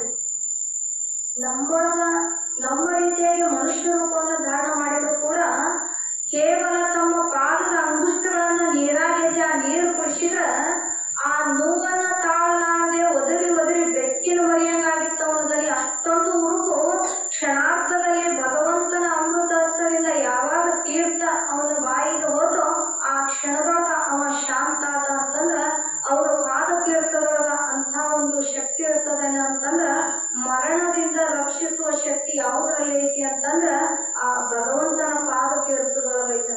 ಹಿಂದ ಬಳ್ಳಾರಿ ಹತ್ರ ಒಂದು ಸಮೀಪ ಇರತಕ್ಕಂತ ಒಂದು ಹಳ್ಳಿ, ಶಿವಾನಂದ ಅಪ್ಪೋರ ಒಂದು ಪರಮ ಶಿಷ್ಯ. ಅಪ್ಪೋರ ಮೇಲೆ ಎಷ್ಟು ನಂಬಿಕೆ ಇಟ್ಟಿದ್ದ ಅಂತಂದ್ರ ದೈವವು ನೀನೇ, ಭಗವಂತ ಸ್ವರೂಪನು ನೀನೇ, ಬಂಧು ನೀನೇ, ಬಳಗ ನೀನೇ ಅನ್ನುವಂತ ಒಂದು ಭಾವದಿಂದ ಭಗವಂತನಲ್ಲಿ ನಡೆದುಕೊಳ್ತಾ ಇದ್ದ. ಅಚಾನಕ್ಕಾಗಿ ಅವನು ಒಂದು ದಿನ ಹೊಲದೊಳಗ ತನ್ನ ಕಾರ್ಯವನ್ನ ಹೊಲದೊಳಗ ತನ್ನ ರೈತಗಿ ಕೆಲಸ ಮಾಡುವಾಗ ಒಂದು ಸರ್ಪ ಕಚ್ಚಿ ಬಿಡ್ತವನಿಗೆ. ಕಚ್ಚಿದಾಗ ಸದ್ಗುರುನಾಥ ಮೇಲಿಂದ ಮೇಲೆ ಅವ್ರ ಮನೆಗೆ ಹೋಗ್ತಾ ಇದ್ರು. ಅವ್ರ ಪಾದ ಪೂಜೆ ಮಾಡಿದ ನೀರ ಅವನ ಸಂಸ್ಪರ್ಶ ಇಟ್ಟಿದ್ದ, ಅವನ ಶೇಖರಣೆ ಮಾಡಿಟ್ಟಿದ್ದ. ಅಜ್ಜವ್ರ ಪಾದಕ್ಕೆ ನೀರಿಗು ಅಂತ ಹೇಳಿ ಏನೇ ಕಷ್ಟ ಬಂದ್ರು ಅದ್ರ ಮ್ಯಾಗ ಅಷ್ಟು ನಂಬಿಕೆ. ಅವಾಗ ಒಂದು ರೋಗ ಬಂತಂದ್ರು ಆ ನೀರು ಸ್ವಲ್ಪ ತಗೊಳ್ಳೋದು, ಅಷ್ಟೊಂದು ನಂಬಿಕೆ ಅಂತ ಬರ್ತಾ ಯಾವಾಗ ಅವನಿಗೆ ಹಾವು ಕಡಿತು, ಬಾಯಿ ತುಂಬ ಬುರುಗು ಬಂತು, ನೋಡಿದವರೆಲ್ಲ ಇನ್ನೇನು ಬದುಕುದಿಲ್ಲ, ಇವ ಸತ್ತು ಹೋಗ್ತಾನ, ದೊಡ್ಡ ಸರ್ಪ ಕಚ್ಚೇತಿ ಅಂತ ಹೇಳಿ ವೈದ್ಯಕೀಯ ವ್ಯವಸ್ಥೆ ಮಾಡಿದ್ರು ಕೂಡ ಅವ ಬದುಕುದಿಲ್ಲ ಅಂತ ವೈದ್ಯರು ಹೇಳಿದ್ರು. ಅವಾಗ ಅವನ ಮನಸ್ಸಿನಾಗ ಬಂತು, ಎಲ್ಲದಕ್ಕಿಂತಲೂ ಮಿಗಿಲಾಗಿರ್ತಕ್ಕಂಥ ಸದ್ಗುರುನಾಥನ ಪಾದ ತೀರ್ಥ ನನ್ನ ಮನೆಯೊಳಗೈತಿ, ಮತ್ತಿನ್ನ ಡಾಕ್ಟ್ರು ಬದುಕುದಿಲ್ಲ ಅಂದಾಗ ಕೊನೆ ಪಕ್ಷ ಆ ಪಾದ ತೀರ್ಥವನ್ನ ತಗೊಂಡಾದ್ರು ನನ್ನ ಕಣ್ಣು ಮುಚ್ಚಿದ್ರಾತು ಅಂತ ಹೇಳಿ ಮನೆಯೊಳಗೆ ಬಂದು ಆ ಪಾದ ತೀರ್ಥವನ್ನ ಭಗವಂತನ ಧ್ಯಾನವನ್ನ ಮಾಡಿ, ಹೇ ಪರಮಾತ್ಮ, ನಾನು ನಿನ್ನಲ್ಲಿ ಇಟ್ಟಿರ್ತಕ್ಕಂಥ ಭಕ್ತಿ, ನಂಬಿಕೆ, ಶ್ರದ್ಧೆ ಅನ್ನುವಂಥದ್ದು ನೀನು ನಡೆಸಿದ್ದಾದ್ರ ಈ ಜಗತ್ತನ್ನ ಉದ್ಧಾರ ಮಾಡಲಿಕ್ಕೆ ಬಂದಂತ ಪತಿತೋದ್ಧಾರಕನ ನೀನಾಗಿದ್ದಿ ಅಂತಂದ್ರ ಅದು ಸತ್ಯ ಅನ್ನುವಂತಾಗಿದ್ರ ನನ್ನ ಈ ಸರ್ಪದ ಒಂದು ನೋವಿನಿಂದ, ನನ್ನ ಮರಣದಿಂದ ಪಾರು ಮಾಡು, ಇಲ್ಲಾಂತಂದ್ರ ನಿನ್ನ ಪಾದಗಳಿಂದ ನಾನು ಹೂವಾಗಿ ಕರ್ಕೊಂಡು ಬಿಡು ಅಂತ ಹೇಳಿ ಅಷ್ಟು ಗಟ್ಟಿ ಮನಸ್ಸು ಮಾಡಿ ಆ ಭಗವಂತನ ಧ್ಯಾನವನ್ನ ಮಾಡಿ ಎಂದೋ ಪಾದ ಪೂಜೆ ಮಾಡಿರ್ತಕ್ಕಂಥ ಆ ಪಾದ ತೀರ್ಥವನ್ನ ಯಾವಾಗ ಬಾಯಾಗ ಹಾಕೊಂಡು ಯಾರು ಸಾಯ್ತಾನವ ಅಂತ ಹೇಳಿದ್ರಲ್ಲ ಅವರೇ ಒಂದು ಆಶ್ಚರ್ಯಚಕಿತರಾದ್ರು. ಈಗ ಸದ್ಯದ ಕಾಲದೊಳಗೆ ವರ್ತಮಾನಗಳನ್ನು ನಡೆದಿರ್ತಕ್ಕಂಥ ಒಂದು ಘಟನೆ. ಆದ್ದರಿಂದ ಗುರು ನೋಡಲಿಕ್ಕೆ ಹೆಂಗೆಂಗೋ ಕಾಣ್ತಾರಂದ್ರೆ ಹೊರಗೆ ಹುಚ್ಚರಂಗೂ ಕಾಣ್ತಿರ್ತಾರ, ಆದ್ರ ಒಳಗ ಭೂಮಿ ಮುಚ್ಚಿದ ಕಂಡ ಯಾವಾಗಲೂ ಹೆಂಗ ಅದು ಪ್ರಜ್ವಲಿಸ್ತಾ ಇರ್ತದಲ್ಲ ಅಂತ ಒಂದು ಶಕ್ತಿ ಸಾಮರ್ಥ್ಯ ಅವರಲ್ಲಿ ಸತತವಾಗಿರ್ತದ. ಆದ್ದರಿಂದ ಅಂತ ಶ್ರೇಷ್ಠವಾದ ಪಾದತೀರ್ಥವನ್ನು ತೆಗೆದುಕೊಂಡಂತ ಮೇಳದ ನಿಂಗಪ್ಪನ ಹೊಟ್ಟಿ ಉರಿ ಅದು ಶಾಂತವಾಯಿತು. ಆಗ ತಪೋನಿಧಿ ಅವತಾರ ಮೂರ್ತಿ ಹೀಗಂತಾರ, ಸರ್ವರು ನಿಂಗಪ್ಪನ ಪರಿತಾಪವನ್ನು ಕಂಡು ಅಂತ ಮಹಾಸ್ವಾಮಿಯವರಿಗೆ ನಿಂಗಪ್ಪನವರಿಗೆ ಮಾಡಿದಂತ ಪಾಪವೇ ಅವರಿಗೆ ತಾಪವಾಗಿ ಅಂತ ದುಃಖ ಜ್ವಾಲೆಯಲ್ಲಿ ಬೆಂದು ಬಳಲಿದ. ಸಾಧುಗಳನ್ನು ಎಂದೂ ತಡವಬಾರದು, ಅವರನ್ನು ಕೆಣಕಿದವರು ಸುತ್ತುಕೊಂಡು ಬೂದಿಯಾಗುವುದು. ಅಲ್ಲಿ ನೆರೆದವರು ಹೀಗೆ ಮಾತನಾಡತೊಡಗಿದರು. ನಿಂಗಪ್ಪನು ಶಾಂತವಾದನು. ಸದ್ಗುರುನಾಥ ಹೇಳ್ತಾರ, ನೀನು ನನ್ನ ಶರೀರಕ್ಕೆ ಎಳ್ಳಷ್ಟು ಕರುಣೆ ಇಲ್ಲದೆ ನಿನ್ನ ಶಕ್ತಿ ಮೀರಿ ನನ್ನನ್ನು ಹೊಡೆದಿರುವೆ. ಆ ಶಿಕ್ಷೆಯಿಂದ ಎನ್ನ ಮನವು 24 ತಾಸುಗಳವರೆಗೆ ನೊಂದುಕೊಂಡಿರುವುದು. ಅದು ಹೇಗೆಂದರೆ ಅಗ್ನಿಯೊಳಗೆ ಹುಳಬಿದ್ದು ಹೇಗೆ ಒದ್ದಾಡಿ ದುಃಖಿಸುವುದೋ ಅದೇ ರೀತಿಯಾಗಿ ನೀನು ನನ್ನನ್ನು ಬಳಲಿಸಿದ ಕಾರಣ ತಳಮಳಗೊಂಡಿರುತ್ತೇನೆ. ಆದ ಕಾರಣ ನಿನ್ನ ವಂಶವು ಉರಿದು ಹೋಗುವುದು ಎಂದು ಹೀಗೆ ಹೇಳಿದಂತೆ ಅವನ ವಂಶವು ನಿರ್ಮೂಲವಾಯಿತು. ಮುಂದೆ ನಿಂಗಪ್ಪನಿಗೆ ಅನ್ನುತ್ತಾರೆ, ಇಲ್ಲಿಯವರೆಗೆ ನೀವೆಲ್ಲರೂ ಕೂಡಿಕೊಂಡು ನಡೆಸಿಕೊಂಡು ಬಂದಿರುವ ಸತ್ಕಾರ್ಯವನ್ನು ಯಥಾಸ್ಥಿತಿಯಾಗಿ ಮುಗಿಯುವುದಾಗಬೇಕೆಂದು ಆಶೀರ್ವದಿಸಿದರು. ಆಮೇಲೆ ಹಣ್ಣಿಕೇರಿಯೊಳಗೆ ನಡೆಸಿಕೊಂಡು ಬಂದ ಬಸವ ಪುರಾಣವನ್ನು ಅತಿ ವಿಜೃಂಭಣೆಯಿಂದ ಮುಗಿಸಿದರು. ಮುಂದೆ ಆ ಪುರಾಣವನ್ನು ಬಸವಣ್ಣನವರ ಪ್ರತಿಮೆಯನ್ನು ಮಂಗಲವಾದ್ಯದೊಂದಿಗೆ ಹೆಣ್ಣು ಮಕ್ಕಳು ಮುತ್ತೈದೆಯರು ಕರದೊಳಗೆ ಆರತಿಯನ್ನು ಹಿಡಿದುಕೊಂಡು ಊರೊಳಗೆ ಉತ್ಸವ ಮಾಡಿದರು. ಆಮೇಲೆ ಅಲ್ಲಿ ನೆರೆದಿರುವ ಭಕ್ತಾದಿಗಳಿಗೆ ಷಡ್ರಶಯುಕ್ತ ಪಂಚಾಮೃತ ಪಕ್ವಾನವನ್ನು ಸರ್ವ ಭಕ್ತ ಮಂಡಳಿಗೆ ವಿತರಣೆ ಮಾಡಿದರು. ಪ್ರಸಾದದಿಂದ ಮುಕ್ತಾಯವಾದ ಮೇಲೆ ಅವರವರ ಮರ್ಯಾದೆಯೊಂದಿಗೆ ಸನ್ಮಾನಿಸಿದರು. ಅನಂತರ ಚನ್ನಲಕ್ಷ್ಮೇಂದ್ರ ಯತಿವರ್ಯರ ಪಾದ ಪೂಜೆಯೊಂದಿಗೆ ಅಲ್ಲಿ ಬಸವ ಪುರಾಣದ ಮಹಾಮಂಗಲವನ್ನು ಮಾಡಿದರು ಅನ್ನುವಂಥದ್ದನ್ನ ಇವತ್ತ 14